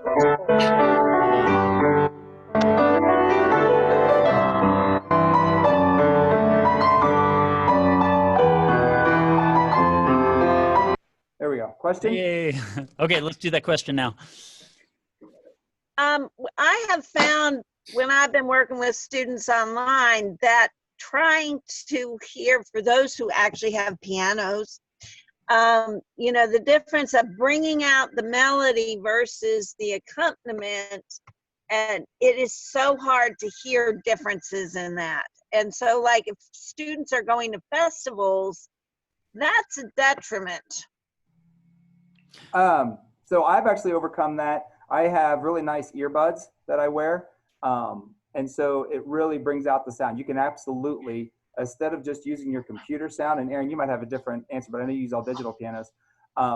No, I use just acoustic. I use earbuds, and it makes a huge difference than just letting the sound come through your computer. Ridiculously, it's worth the investment. Absolutely. Yeah, headphones are great. Headphones will solve it. I can hear my students, their phrasing and everything. There is a little button on the top of your thing that says turn on original sound. That's probably something you want to toggle on and off as you need it. Just experiment and see how it works with you. But there's also some settings in Zoom that you can go under, your audio settings. And there's Zoom, I guess there's a lot of YouTube videos that talk about how to set those things. So go and do some research on the sound and try different things with your students. You'll find that there are ways to make it sound good. And you can get some good feedback with that. Okay, thank you, Dirk. I am going to, let's see, how do I stop? Let me stop. You want me to stop share? I can do that, or you can do it either way. Really quickly, let me get back to my share screen. Now, I have done a lot of research on what provides the most effective lessons. And here's what I've... Oh, why you're doing that? Yeah, who's the dog? Just shut up. So Debbie, can we put you on mute? Thanks. So here's what I found is... Oops. Where are we? Oh, we didn't get into this one yet. I got to go back to the agenda. Okay, so from here we had effective online lessons. I was looking at what things brought different quality, good audio, good video placed in the right position, seeing the students' music, controlling their music, and interactive assessment, and then teachers' ability to try new things. These I put in order that I have found to be the most beneficial to accomplishing 90% of my goals at the piano. Again, it's good to have good audio, but I found that it's better to have good video. And that's good, but I found it's better to be able to see this like more effective if you are able to see students' sheet music, even if it's a PDF, just being able to see their music. And what's even better and more effective is being able to control their music with the request remote control. And then interactive assessment technology probably quadruples the amount of productivity that I can do with my students. And then, of course, different teachers, your ability to try new things and adapt is probably the biggest thing that will give you the greatest result to good piano lessons. You have this sheet here. You can see it whenever you want. Implementing new technology. This is something you can do on your own after we finish this conference. We're going to be doing some different activities here. I'll be putting some more projects on this list. One of them is this take over Zoom, kind of like you watched me do. Experiment with several students and learn how to do that, because this is one of the things with technology that will be the greatest benefit to you, even when you come back to teaching in person. And then the Scale Ninja, just go over to the Scale Ninja page. That one's super beneficial. Over here on video project ideas, we got to see a little bit of Dirk's videos on there. I put some other ideas for videos. This is an idea if you want to do a video for your students. I believe you saw this one.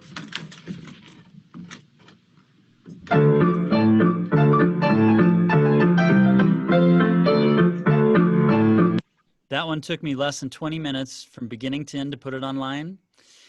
That's with a V-shape angle. Like if you want your students to do a video with a V-shape. Here's another one. Has a green screen background, but you can see the piano. Hey, yeah? Do you want to do Star Wars? All right. Let's do it.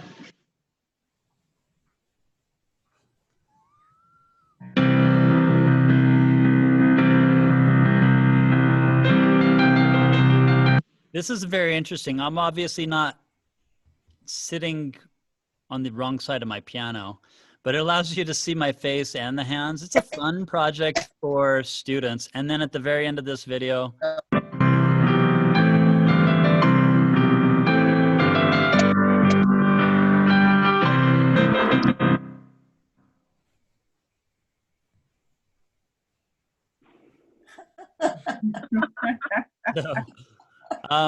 just another project idea you can give to your students, how to create a duet with yourself. This is a 8 hands, 3 piano ensemble.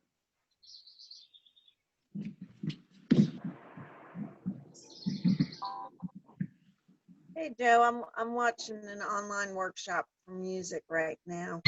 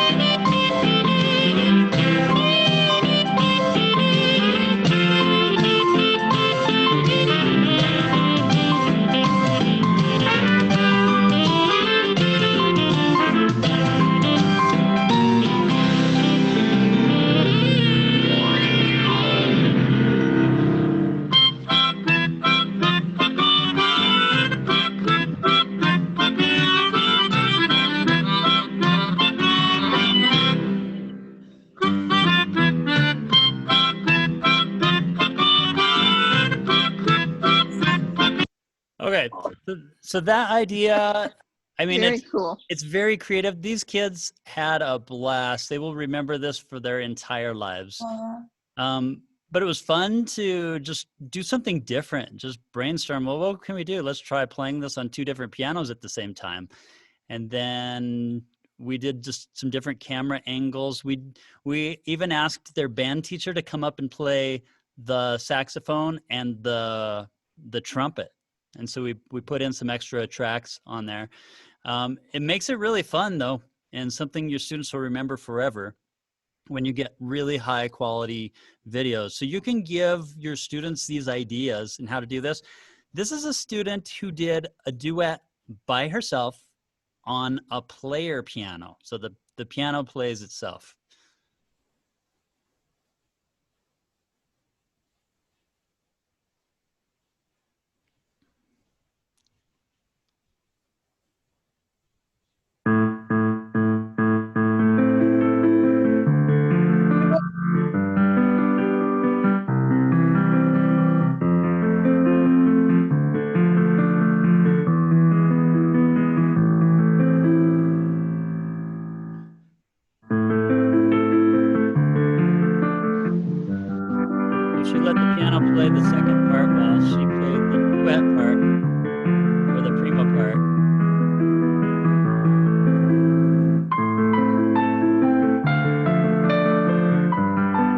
skip over here to the Mozart. Skip over to the Beethoven.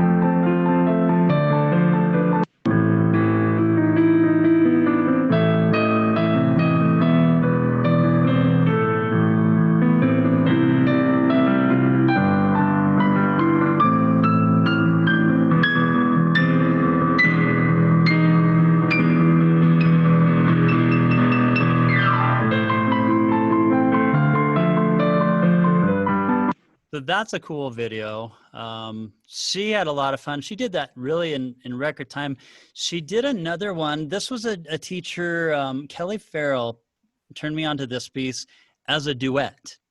It's really pretty as a duet. And so Miley, what she did was she recorded the right hand and the left hand separately 2 weeks before we did the video because we didn't think she'd be able to put it all together. And she ended up actually putting it together. She recorded it hands separate, but then learned it hands together.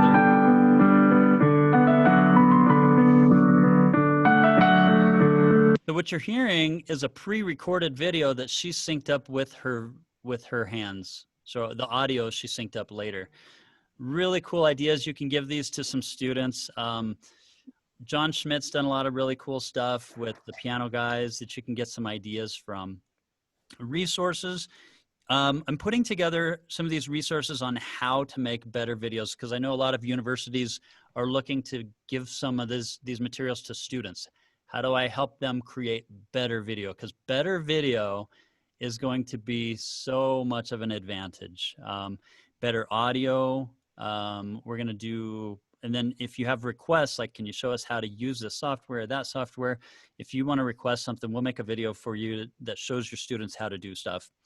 How to upload your video from your phone to Google Drive. We're going to have a lot of resources on this page that you'll be able to access.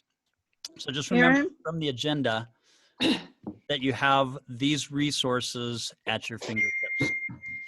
Aaron, thank you so much. I wanted to find out, how do you earn money from Piano Marvel then? How is this worth it to you? Well, a lot of people find that they like it so much that they sign up for the premium account. So here's one of my main reasons why I do this for teachers is because our industry is in peril of disappearing. We have watched universities decrease in their music departments and release a lot of piano teachers. And you see this most in the smaller universities. The bigger ones, they see the least impact, but the smaller universities are seeing there's less music students going into degrees and there are less jobs available. So there's a lot of reasons for this, but I can help combat this by helping other piano teachers be successful. Here, have you ever seen a restaurant like all by itself on a block?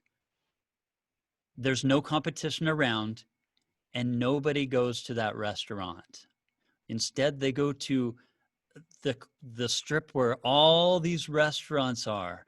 And so it's the same thing with piano. The more people taking piano, the more students will want to learn the piano. So if you and I can help make this successful and make better videos, teach faster lessons, make the kids just love piano, then their friends are going to want to do it. When their friends are doing it, they will say, you know what, everybody's doing it. I don't want to miss out. But if nobody's doing it, it's just going to keep dwindling.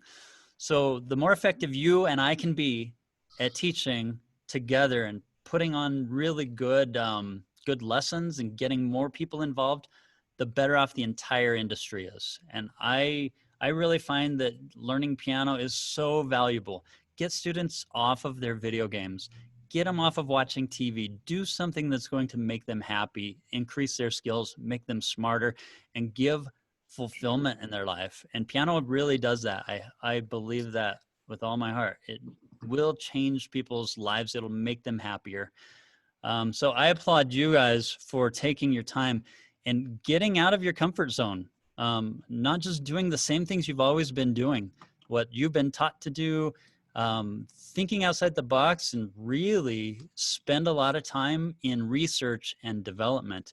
I hope you take this conference, you take these things that you've learned and all the links in the agenda, and just start experimenting on students. And then please share them when you come across really good successes. Share them with other teachers.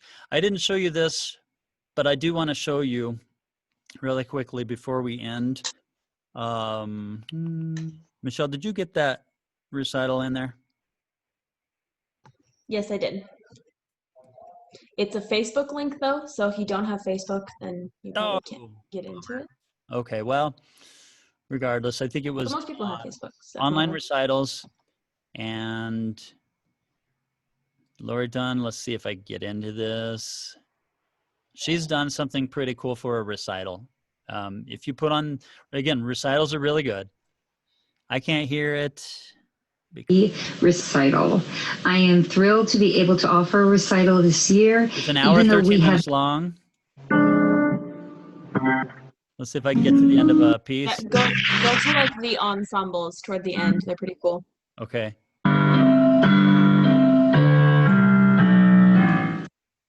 That's good.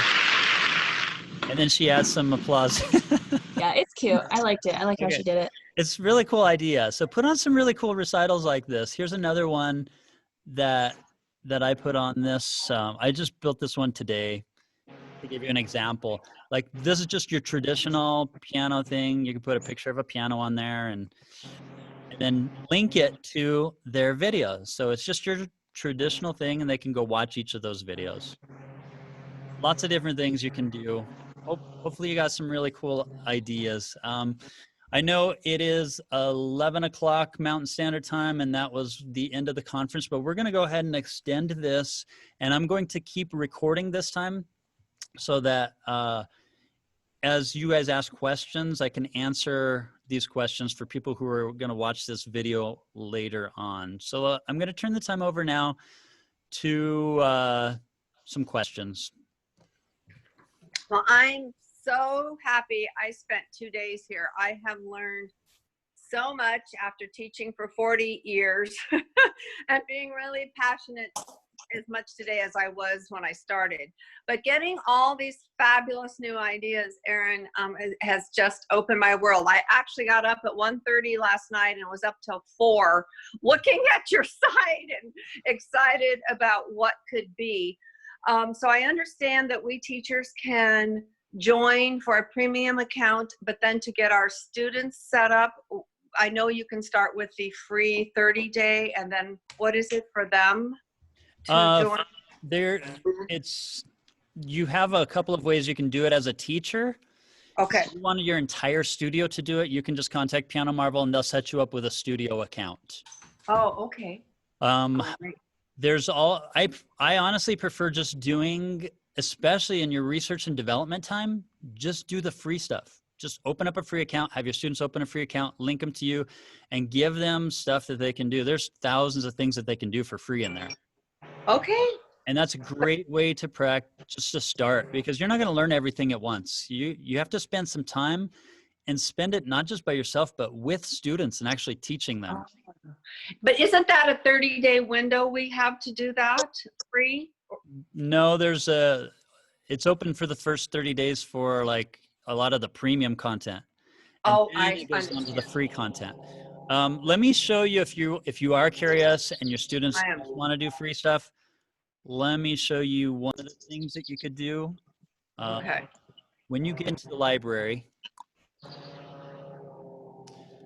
and you do a search here for fun songs, we've put together, where did they all go? Unclick boot camps. Oh, boot camps. Thank you. Fun songs. If you type fun songs, this is amazing stuff. I mean, go through and learn every single one of these pieces with your students. These are all amazing songs that your students will love. Several of them are only available on premium because they're copyrighted. So let me say, I just did this yesterday. I said free solos. You can see some free solos that are forever free, from Mozart through Carol of the Bells, Sevillana. Free duets. We put in made some more things free forever for teachers is a good one. Halloween dance. Some of these are really, really fun duets that anybody can do. We should probably put in Stomp as one of those, Michelle. When you get a chance, could you make Stomp one of the free duets? Yeah, I can do that. And then other free things that are not duets or solos, just type in free. And you can see there's a number of free things in the library that they can get into. I think like these selected hymns are some hundreds of hymns that are available. Well, that's amazing. Wow. Fantastic. Thank you. Thank you. Thank you. You are welcome. Wow. Amazing. You can also upload your own content. And I don't know if we even went into that, but if you upload your own songs, you just click on that and there's an upload songs, or you can create your own bundles, your sight reading camps. You can see like my class piano 1 that I've got here. And some of the reports you can see from your students practicing is phenomenal. Like if I wanted to see which students have practiced today, I'll just go over here and you can see every single day, every one of my students have practiced or haven't practiced. And I can sort this by date. So I can run it for a whole semester, do competitions for sight reading games. I can do the sight reading test and see which of my students are struggling with sight reading and who's doing really well and exactly where they are with their sight reading all at one glance. You can see one of my students did this test. If I sort this to the top, Mason Gonzalez, over 1,000 times he took this test. That is ridiculous. Each time you take a test, it's about sight reading 15 pieces. So multiply that times 15. He's read over 15,000 songs. Wow. That's incredible. And I didn't even know that until I just looked at his report just now. Practice challenge, practice minutes, FJH challenge, staycation challenge. This is going on right now, which is kind of cool. 32,000 entries, 32,000 FJH songs have been played. And you can see where I rank along in the world, and Daniel is winning. He's done 1,000 by himself. And you can see your class and where each of your students have ranked in this thing, or where studios can rank. So you can compete with other studios. And whoa, I'm not doing very well. I'm in 34th place. I haven't been pushing this one for my students. Cindy White is killing it. Her studio is killing it. And she probably shows them this and they say, hey, let's beat Evelyn. And maybe Evelyn's students are trying to beat Cindy. And so you start competing between studios and you join as a team to try to beat another studio. There are so many motivations you can do, including like this practice minutes. You can see how many practice minutes. I'm in 2000th place with only 109 minutes this month. It's been a bad practice month for me, but my students, I can see I'm ranked first with my students. Oh, that's because I'm not, I'm linked to a different group. Who's winning in their group? Let's see, Josh Mills. His studio's got over because I have all the Sasser group, Aaron. Oh, you've got those professional sight readers all. You're cheating. That's cheating. That's awesome. Cindy, don't worry about trying to compete with this. He's got 30 professional sight readers in his group. Aaron, I have another question. You said your student will go home and learn 20 pieces and come back. Yep. Well, so then what do you do about checking any of it or accuracy or yeah? I just pick and choose. I don't have time. I don't have time to go through them. So I'll say, hey, just play me this song. Okay, play me this song. Looks like you got a gold trophy on this one. Let's see, just at random. I want you to play this song. Okay. All right. And you can do it with the program or without. I do a lot of reading without Piano Marvel. Lots of group activities and stuff too. Okay. So you really can. What I found is there are some teachers who are really effective and other teachers who are less effective. And I haven't figured out why some teachers are so effective and other teachers aren't. And I'm trying to figure that out. Even with the same tools, they just don't know how to use the tools as well or implement them within their group. So there's lots of development, researching, like trying new things on students that you should really try. Yeah. But the You've tools, got to there's keep so it many. fun and motivated. Just Absolutely. have that fun there, you know, and motivation, inspiration, and drawing out their passions as you go along and through your program and so forth. So that's got to be first. Yeah. And video, honestly, video is one of the biggest things up and coming. So spend some time creating really cool videos.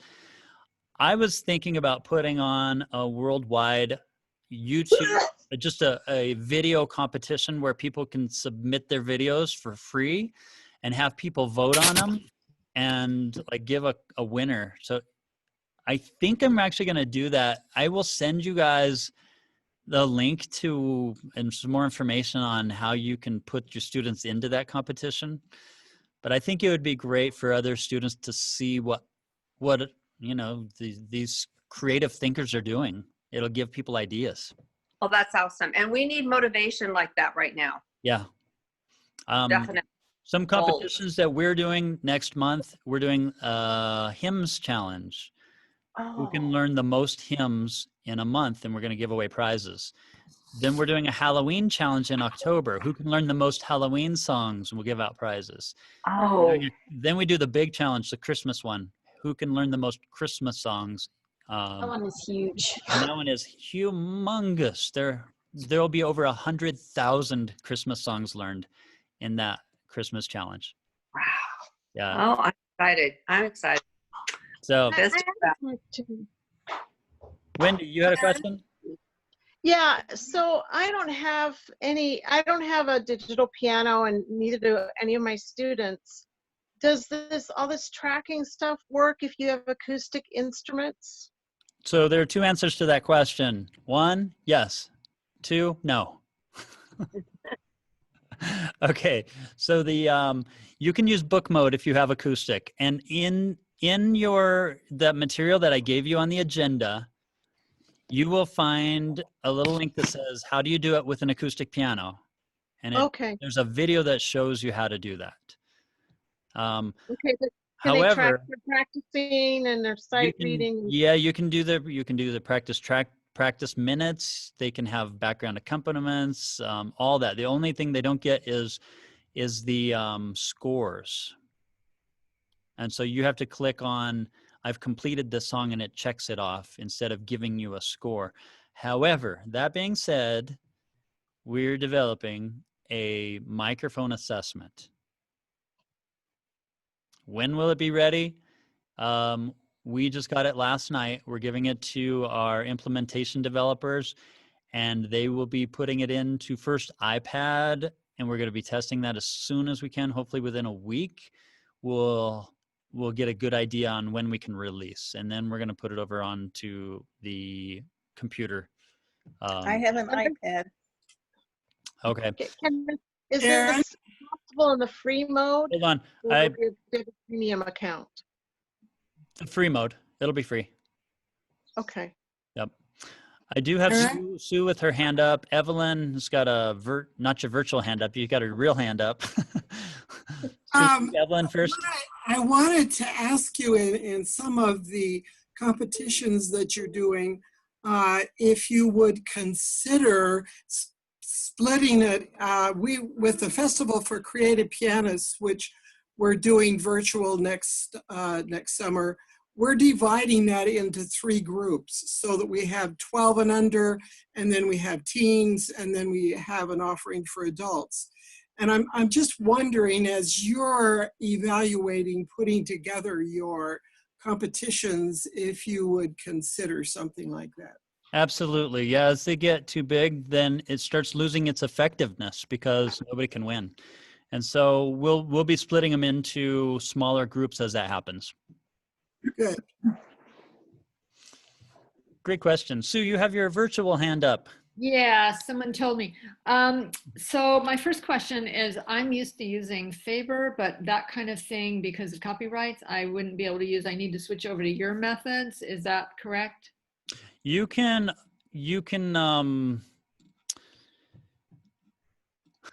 yes, Faber has been really slow to put their materials in. FJH is, I think last month they put in how much material, like Okay. over, Tons. it's over 400 songs Okay. for FJH. So FJH is really, Alfred has a ton in Alfred Piano has a Marvel. ton in there. Okay, but I'm talking about, I mean, at the beginning, you know, I use method books. Later, I get more to individual songs. So Yeah, that's what I'm- Alfred's But we're saying method books. Yeah, I'm Alfred's talking about method books are in there. Okay. Faber's are not, just because Faber for some reason hasn't wanted to However, put any in there yet. I will say Piano Marvel actually created their methodology based on Faber Okay. and Alfred and Bastian and Hal Leonard combined. And so took all of their strongest elements and put it into one method. And I know there's a ton of stuff. There's like 600 songs in the method. That's a lot. And then the technique, there's another 600 songs. So there's 1,200 songs. But it's because it's so comprehensive and it has everything all of those other teaching books has in it. And they're absolutely free. By the way. For the first level. No, actually. Well, let me. The PDFs are free. I think I didn't even share this. This blows people's mind. Did you know, like all the method books, levels 1 through 6, you can click over here on 4A, and you notice this little PDF right here. If I click on it, this PDF of the entire book is free. Okay. So they don't even need to use Piano Marvel. They could just use this PDF and use it digitally, or they can print songs off of that. And there is no restriction on how much you print in any of these materials. They're all free. Okay. Aaron, could I just say something about Piano Marvel? Yes. This is, when you get into it, I use the methods too. I've been teaching for 40 years, but I have found that the Piano Marvel method and technique is so incredible. It's as good as any one of the piano methods you're going to find. What Aaron put together here is just wonderful. So once you get into it, and of course, then we all add our own thing. We all have our own thing to do. Piano methods are just kind of a kind of backbone. But I just can't stress how well put together this method is as a method, the Piano Marvel method. And it stands right beside, in my opinion, above Faber, Bastian, Alfred, any of them. Thank you for your kind words. I appreciate it. Wow. I'm glad that I stayed to the end just to hear that, what you were commenting on that.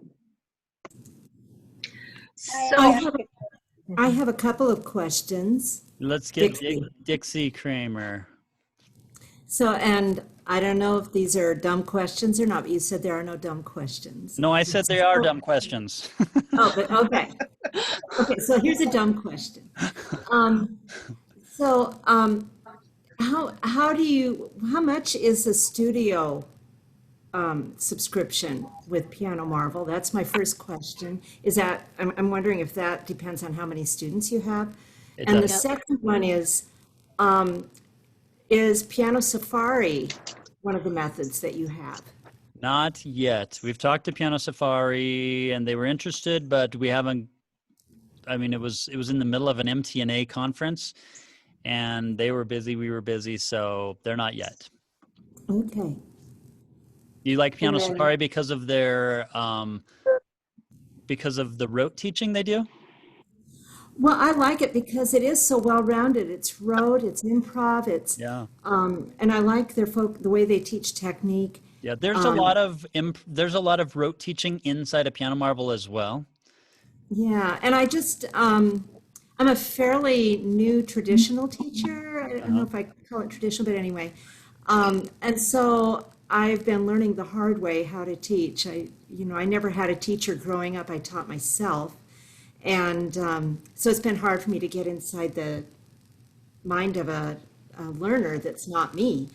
And But anyway, so, and then the other question as to cost for a studio license or whatever you call it. Yeah, so if you have 50 students, it's I think, what is it, $5 a student month. per month per as So it goes down, like the more students you have, the cheaper each student subscription will be. yeah. So you We can have contact some us directly schools about that. have 1,000 accounts, and obviously they can't pay $5 a month for all of them. So it gets down to like a couple bucks a month when you get that many accounts. Yeah. So like the basic for one person without any codes or anything per month is $15.99, and then when you add more and more on that with a student account, it keeps going down per student. So basically, the more you have, the better for them. So I would just contact us directly about that, and then tell us how many students you're thinking of, and we can give you a quote. Oh, and by the way, since you're a teacher and you have students, there's a promotional code you can use. It is student, if you want to write that down. Student. Caps? Nope. Or lowercase, doesn't matter. Not cap sensitive. Hey, Erin. I also wanted to just say that I just finished your Piano Marvel certification for piano teachers, and that's pretty awesome too, for teaching you what all Piano Marvel has and all the resources that are there, and it was totally worth just going through that certification course so you make sure that you're fully aware of all that Piano Marvel has to offer. Do you want me to put that on the agenda? I really wanted to get through it fast because I wanted to get done by August to have students be ready by the school year. And so I did kind of push really hard, and I got it done in a couple weeks. That's got to be a record. I'm the one that teaches this course, and she was the fastest I have ever seen. Chantel was like on fire. It was crazy. So most people, it takes them about 6 weeks to finish it, but that's going like very slow, like you do just, a little bit every day, nothing much, because that's assuming you have a full-time job or whatever family things going on. But yeah, she just like took off and did tons and tons and tons and got it done in like 2 weeks. So. Okay. I totally forgot to put that on the agenda. Do you want me to put that in like resources here? Yes, Yeah, that's a good idea. I'd be interested. Definitely. Okay. Yeah, I would really suggest it because there's a lot of cool things like your blues improv and things like that I may not have stumbled across if I hadn't gone through the course. So. Oh, I want to sign up. How do you sign up for that? I want to do that. It's here. Right here. Okay. Yeah. Okay.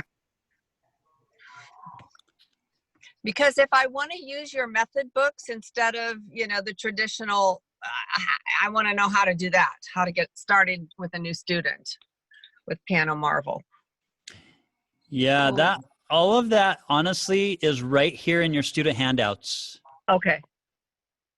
I just go through that systematically. This one is training.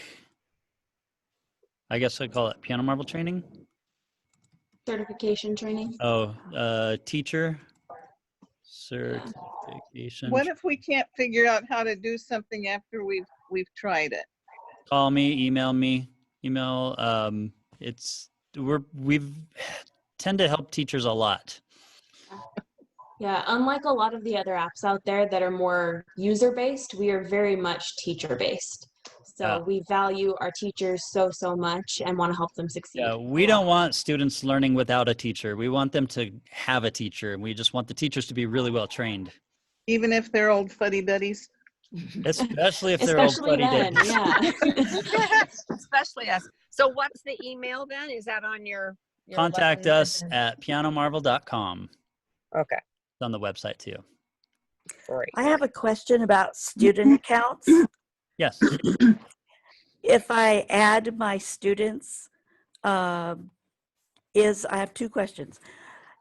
Can they use an iPad or does it have to be a laptop? Right now you can use an iPad and a computer. In the future, you'll be able to use a Chromebook. The iPhone app is coming out. And then last is we're going to do is the Android platform. Okay, right now a laptop and a computer will work. So any and an iPad. computer And an or iPad. Yep. Okay, and a while ago you said the student account is free, but then just now it was mentioned it's, $5 per student or however much. It's it is actually a spending. freemium account. So are you familiar with freemium accounts and how those work? Yes. So there's a certain amount that's free. And then if you want to get additional material, then you can pay for a premium account. And that's the cost if they decide to go with a premium account.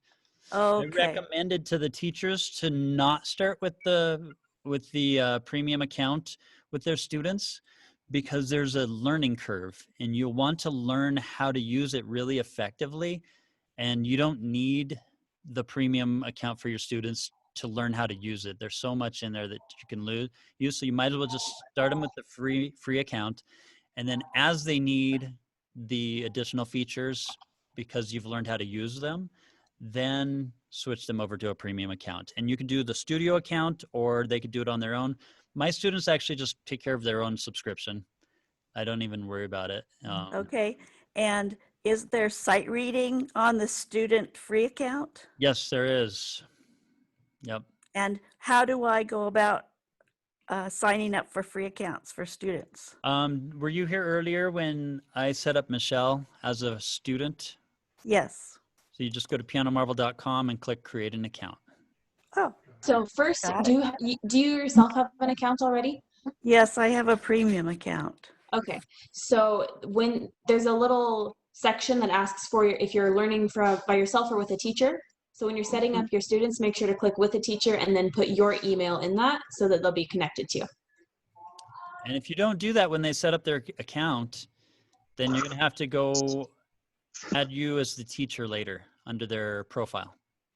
Okay. Well, after I do that, then how do I sign them up? I They're put my already, email. I mean, that's it. Do I put create in their account. names or what? You don't even do so that. that's what I'm saying. Make sure to click on I'm learning with a teacher, and then it'll give you a box that says like put in their email. So you'll put in your email and click go ahead, and then they're your student. It's all Yeah, set it's up. super simple. You don't have to worry about creating accounts and stuff. Just go to create a free account, put their email address in and their name, and then you as a teacher, and that's it. They're then linked. Great. Thank And you. then when you go to your reports, you'll be able to see all the names of your students in there and check up on them and all that stuff. So it's all pretty easy and automatic. We try to make it that way at least. Thank Very good you. questions. Thank you. Can you hear me? I'm not really Roger. One more. Yeah. Okay, who do we have next? Excuse me, were you first? I've had my hand up again for a while. Just one. Okay, so we have Sue and Deborah have their hands up, and so does Kathleen. Let's do it in this order. We're gonna go Sue, Deborah, Kathleen. Ready? Sue, you're up.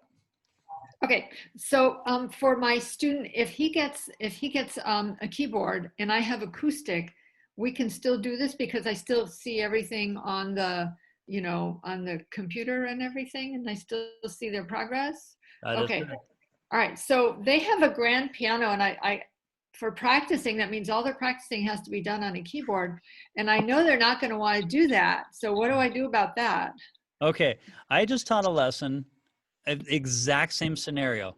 I started teaching it on their grand piano, and then I showed them on my piano how the feedback worked, and they instantly said, we're going to go get a keyboard so we can have that tool.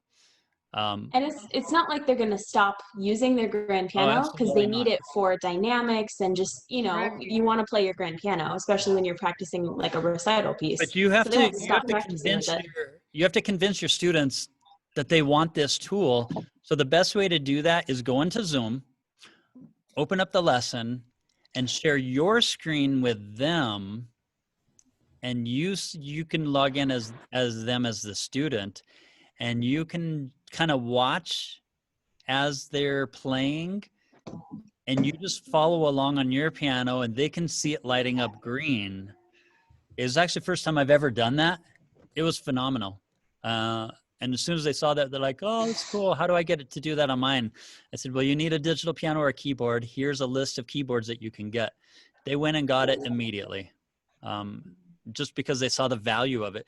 But if I were to, instead of say, hey, you need to go get a digital piano because we're going to use a new tool, they'll be like, I'm not going to go do that. Why would I want to do that? I got a nice piano. You haven't shown them the value of it yet. So I recommend not just telling them, go get a digital piano. They'll get mad. Show them on your piano how it works over Zoom, sharing your screen with them. And then they can see, well, that's why. And then they'll ask you, well, how do I get a digital piano? And you can say, I've got a list that I found at our teachers conference, and just share the list with them. But I have an acoustic grand. As a teacher, I highly recommend you getting a digital piano. Almost all teachers now have an acoustic and a digital. You can start off with something cheap, inexpensive, like $100. It's the space issue, because I also teach flutes. I have flutes over to the side of me when I teach that. So if it's a space issue, then you may need just the 61 key keyboard. Yeah. But as far as learning the tools, there's no way around really learning these new tools. And if you don't teach your students how to utilize these tools, they're going to be at a disadvantage in the future when other students are learning them. So it's really good for their education. It's kind of like there were students back, 10 years ago who did not know how to use a computer. And then there were some students who did know how to use a computer. Those who learned it in advance had a huge advantage over those who did not learn how to use the computer because they jumped into it early. This is the same thing. So if you want to give your students an advantage, teach them how to use interactive assessment technology. Okay, but when you develop that piano, the new thing you're developing, then they could do without? That is correct. Then they can do it with their acoustic piano. What if it's out of tune though? What if it's really out of tune? So there's a lot of, and also what if they're trying to play La Campanella or some other Liszt piece or some Chopin piece, and your microphone can't assess 10 notes at the same time. So for the professional level, you're going to want to have a digital piano. If they're doing their doctorate in piano performance, they need some way. And you can take your acoustic piano and put a piano scan on it. It'll turn your acoustic piano into a digital. So okay, whatever that is. Well, it's in the list of keyboards. Okay. From that sheet. Just go through those. It's going to be on the bottom, like the ultimate. Make your grand piano and MIDI capable. Okay. All right. Good questions. We are at Deborah. Deborah, what's your question? You're muted, Deborah. We can see your lips moving. Okay, I'm unmuted. About the keyboards, can you use older digital pianos? If it has a MIDI connection, yes. Okay. Then my real question is, you were going to talk about games for group classes, and that's what I need for this weekend. Did you see the link of all those games that I gave you? I'm not sure. Where was that on the first thing you gave? Let me guide you to it again. Okay. Sharing my screen. We are on the agenda, and at the bottom you have additional resources, and then there's a group piano ideas. Okay. Click on that. There's an index of a couple dozen links to videos and creating more as we go. Okay. Like this puzzle game. You want to see the puzzle game? You click on it. It shows a video. You got 100, which means of us doing. You get to come over. Heart of this piano lab view. After they get 100%, come over here to this table. It's getting them away from the piano. So that's idea after idea. So just start and just play with some of these games. We made it, obviously you could spend full 4 or 6 hours just on this. And so instead I just made a resource for you. So you can just look it up as you start using some of the games. But great question. Thank you. And we are on to our next raised hand, which is, we lost her. Oh, me. Alexis. Oh, wait, there we are. Kathleen, I see you. Okay, go ahead. Wait, I have to lower my virtual hand here. Oh, there we go. I lowered it for you. Oh, okay. All right. Just a couple of things. First of all, I think you mentioned it, but could you refresh me? What do you have for adults? How effective do you think this is for adult learners? It's almost better for adults than kids even. Here is something that you want to consider as an adult. And you can take this theory as you want. I teach a lot of adults and kids, and have taught at the university for many years. Music majors, non-music majors, people who've never had piano before. And I think the biggest mistake teachers make with teaching adults is that they don't give them enough quantity, because conceptually they learn faster. They can learn how to do this chord. Their hand has more coordination, so they get the concepts quicker. And so you think because they got it quicker, you don't have to pay the price of doing quantity. And so we don't give them kid books. We give them adult books that skip all of the kid stuff, and they skip the quantity of lessons. How many times do you play little songs like Mary Had a Little Lamb? If you're an adult and you can go through those, then your body actually learns them, making connections from your brain. So cognitively you pick it up, but you haven't paid the price to put it in your fingers. Right. You're going to hit a brick wall. And so if you use the same materials you use for kids, they will get the quantity. They'll just go through it faster, but create a very solid foundation, and they won't hit that brick wall that they hit when you use adult books. So I think that's the biggest problem with adult books, is they leave out the quantity of the basics, the foundation of their reading. Yeah, I agree. And I think sometimes it seems to me that they'll, from one piece to the next, it'll be almost an order of magnitude Absolutely. greater. Good Lord, they really socked it to you here, and so Yeah, I try one of my pet peeves. then they don't become really good readers right off the bat. Okay. And for the lady who's reluctant about a keyboard, I purchased 4 keyboards last fall for group lessons, and now look what happened. But I was very happy. I have a Yamaha P125. It runs about $500. I got mine on a package deal for $600, and I got a bench and headphones with it. And they're a very nice little keyboard, MIDI enabled. So I was just throwing that out there. Thank you. That's helpful. Alex, who is this? Alex iPad?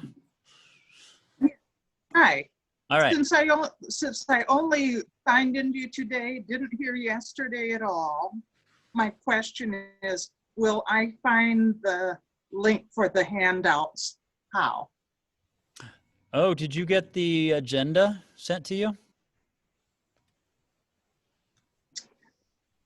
I went straight to Wednesday, and I didn't even scroll down to see what Tuesday had in it. Let me share my maybe screen with you.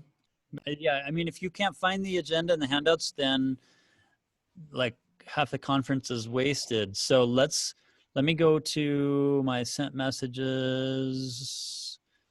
And here is what you should have had. Workshop starts in 2 days. Did you get this email? I will look for it. I'm just like swamped with emails. Well, so let me just I'm forward not it sitting again at to my you. computer. Look. What's your email address? Okay.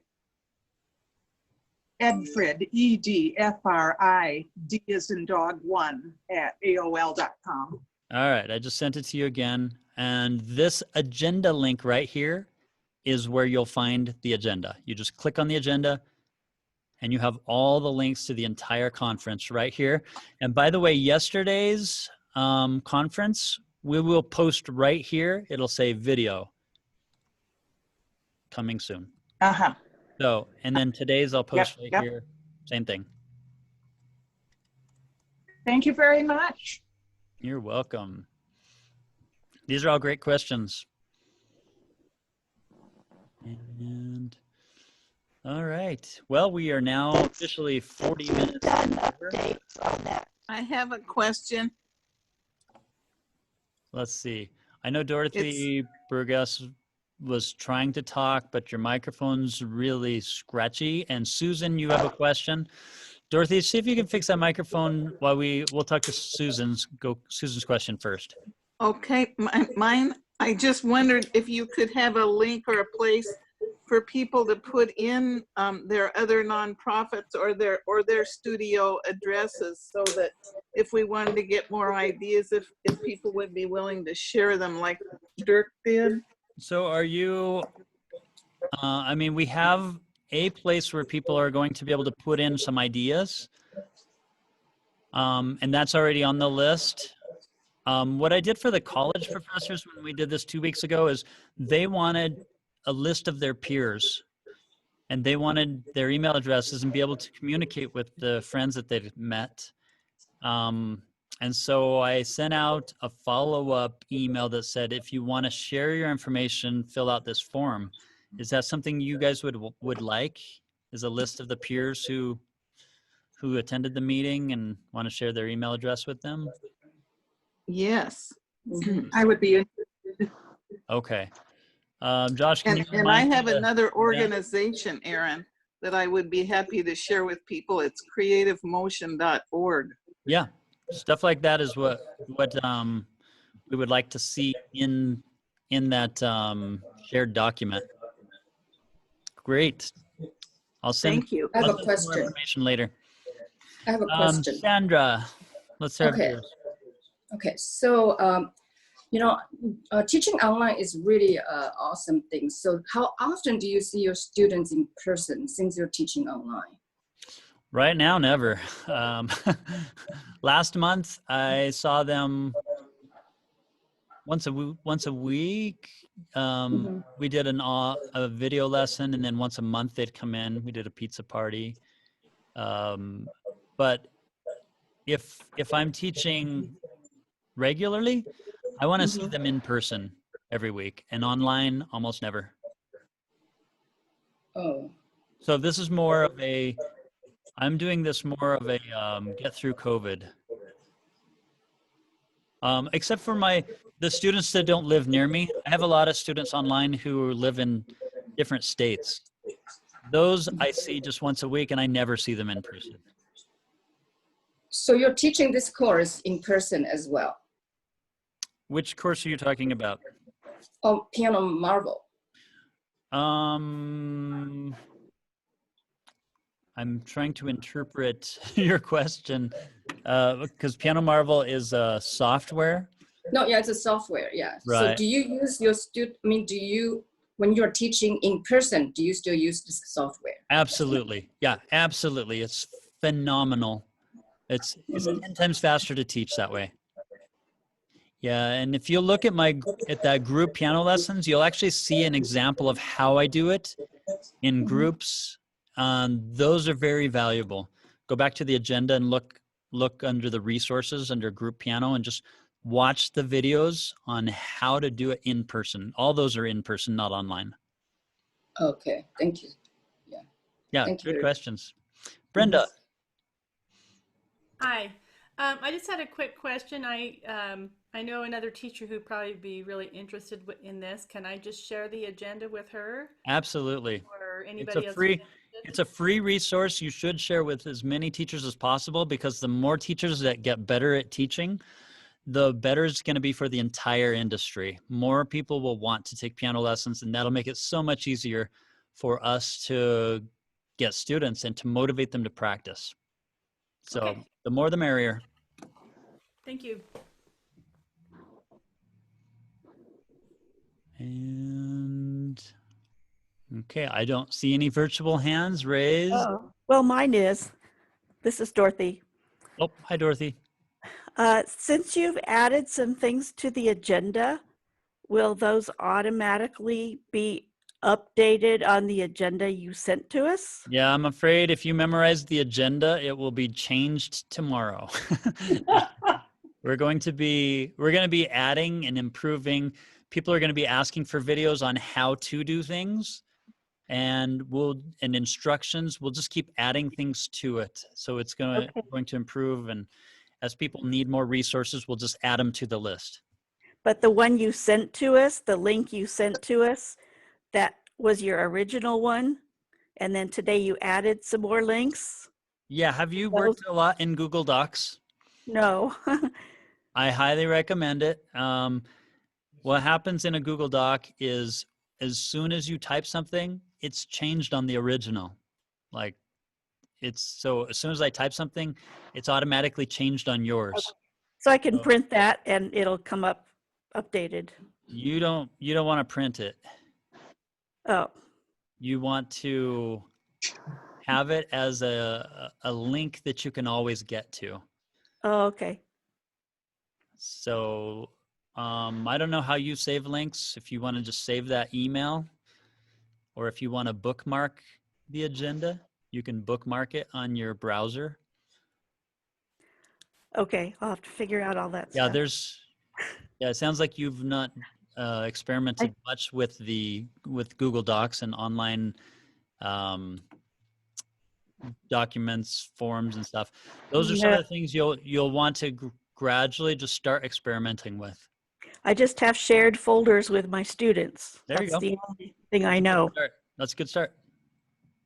Okay. In fact, you started backwards. You did the folders first instead of the docs. You use docs. And we have Deborah, you've got your hand up. You are next. Okay, you have to save the agenda. And I've never saved something with a link. You don't Where save. can- Oh, you're saying where, like bookmarking it so you can get to it?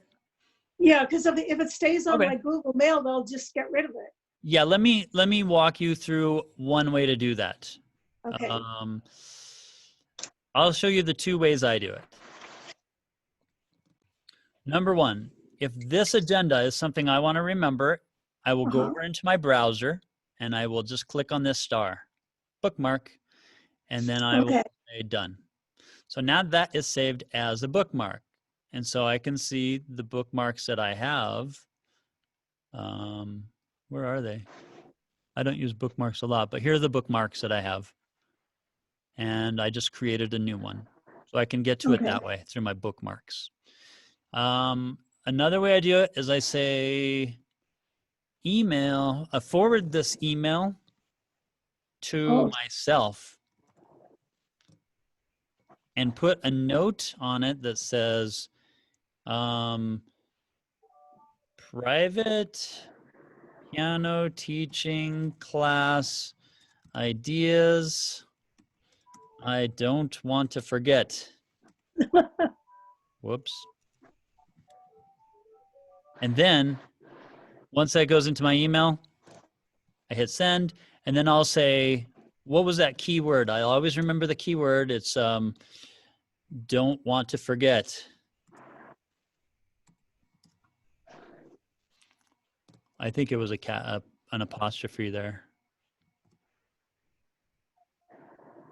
And there it is. So you can do something where you save it in your email and just have a keyword that you look. Believe it or not, I mean, that sounds dumb, but that's what I usually do. I just keep my emails. But you can also do it in your Google Docs if you want to download it. Well, actually, that'd be a bad idea because I'm making changes, and if you make your own copy, the changes won't apply. So those are the two ways I can think of doing it. Okay. Sounds Hopefully good. That's helpful. Any other questions? Josh, tell me you got a joke. What's orange and sounds like a parrot?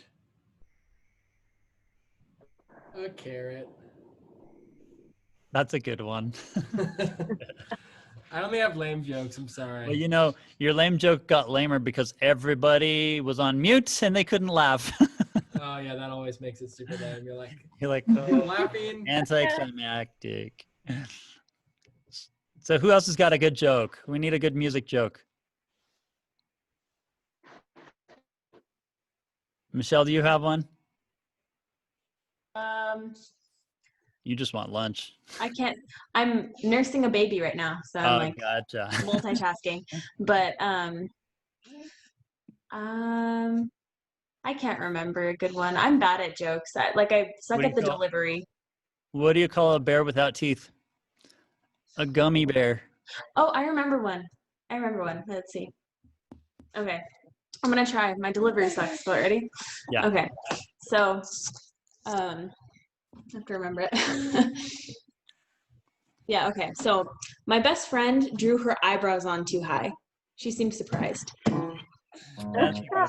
I actually like that. Oops. Your delivery was good. That was good. That was a really good one. Yeah, I would give that a strong 8, maybe 9, 9.5. Wow. That Thank was you. pretty solid delivery. Thank you. I've been working on it. I have 2. Okay. Oh, let's see. it. I'm writing the good ones down. Okay, here, I have 2. All right, first of all, what was Mozart doing sitting up in his grave? What? He was decomposing. That's a good one. That's a good Here's my one. second one. Here's my second one. How does a musician make $1 million? How? Start with 2 million. Oh. I love it. I'm gonna write it So, down. so I have one, but I need to screen share. Can I do that? Yes. My husband sent this to me. Okay. Let's see if I can do this. Here we go.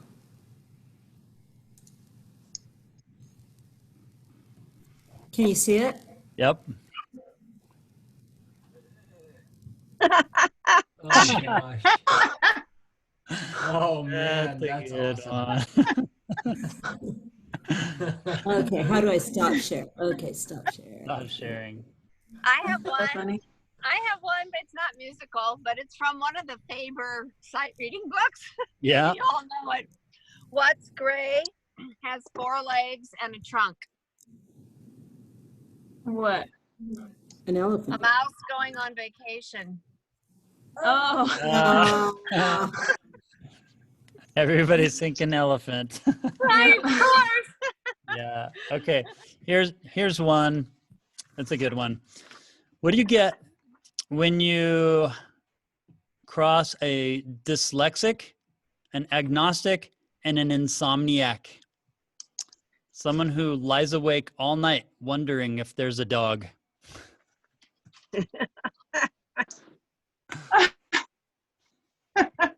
All right. Aaron, I do have a question. Yes. Yeah.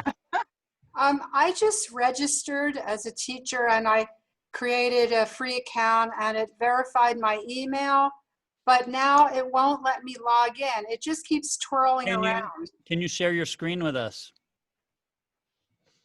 Let's see. I'll share my screen. This is phenomenal with technology now. I think this is the best thing that's come out of it is teachers who could never share their screen before now know how to share a screen on Zoom. I say that a little too early for Cheryl. At the bottom center of your screen, there's a green button that says share screen. Okay, hold on a minute. Yeah, okay, so If you go back to Skype, I guess. then I have to press share. There you go. Okay, show us what you're talking about. See this twirly thing? Oh yeah, something's gone wrong. Can you refresh your screen? I even logged out and logged back in. I did it a couple times. Close that tab and use another tab. That's weird. Okay, and you're logged in, so launch app.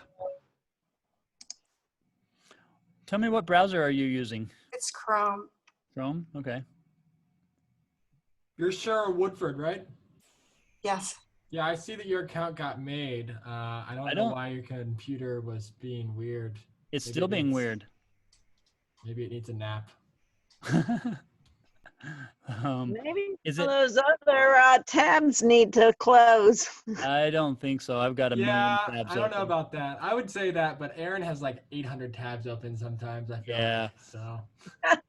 What about do you have Firefox?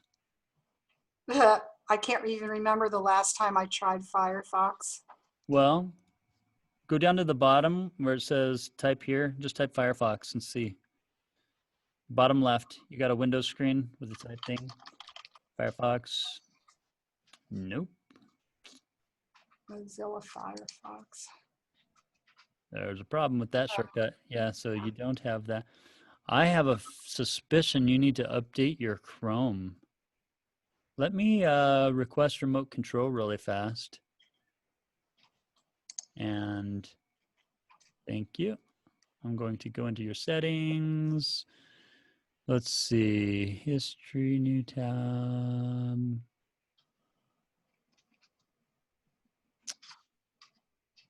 I'm not sure how to update Chrome.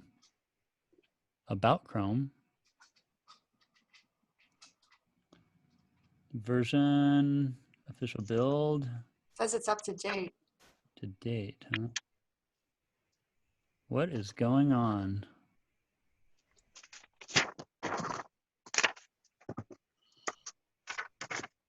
Josh, read me a URL. Yeah, what if you try just going to pianomarble.com, nothing else, and then just go into launch app? That's a good idea. Piano Marble was just being slow on my I computer. think she did do that. See, she's logged in here. Let me just log her out. Did that too. And then you don't have a saved login here. Yeah, it's saved. It's saved.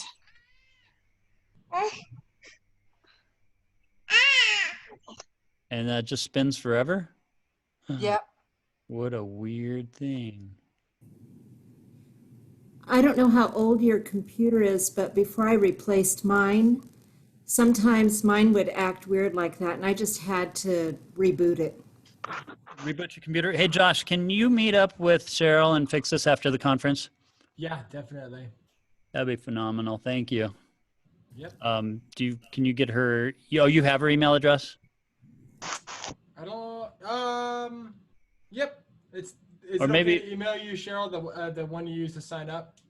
CU Woodford at yahoo.com. You got it. I'll email you right now. Okay. Very good. Thank you. Yep. I've not seen that before. I've never seen that before on my computer either. I mean, Yeah. That's a new one. So, okay. Well, if there are no other questions, we can adjourn. It was fun getting to know everybody and meeting you. Thank you very much. I look forward to Thank you. staying in contact with you guys. Awesome. Thanks so much. Appreciate it. Okay. Bye-bye. See ya. Thanks, everyone, and especially Aaron, of course. Yes. Amazing conference. Thank you so much. We'll be involved. I'll be involved for sure. Excellent.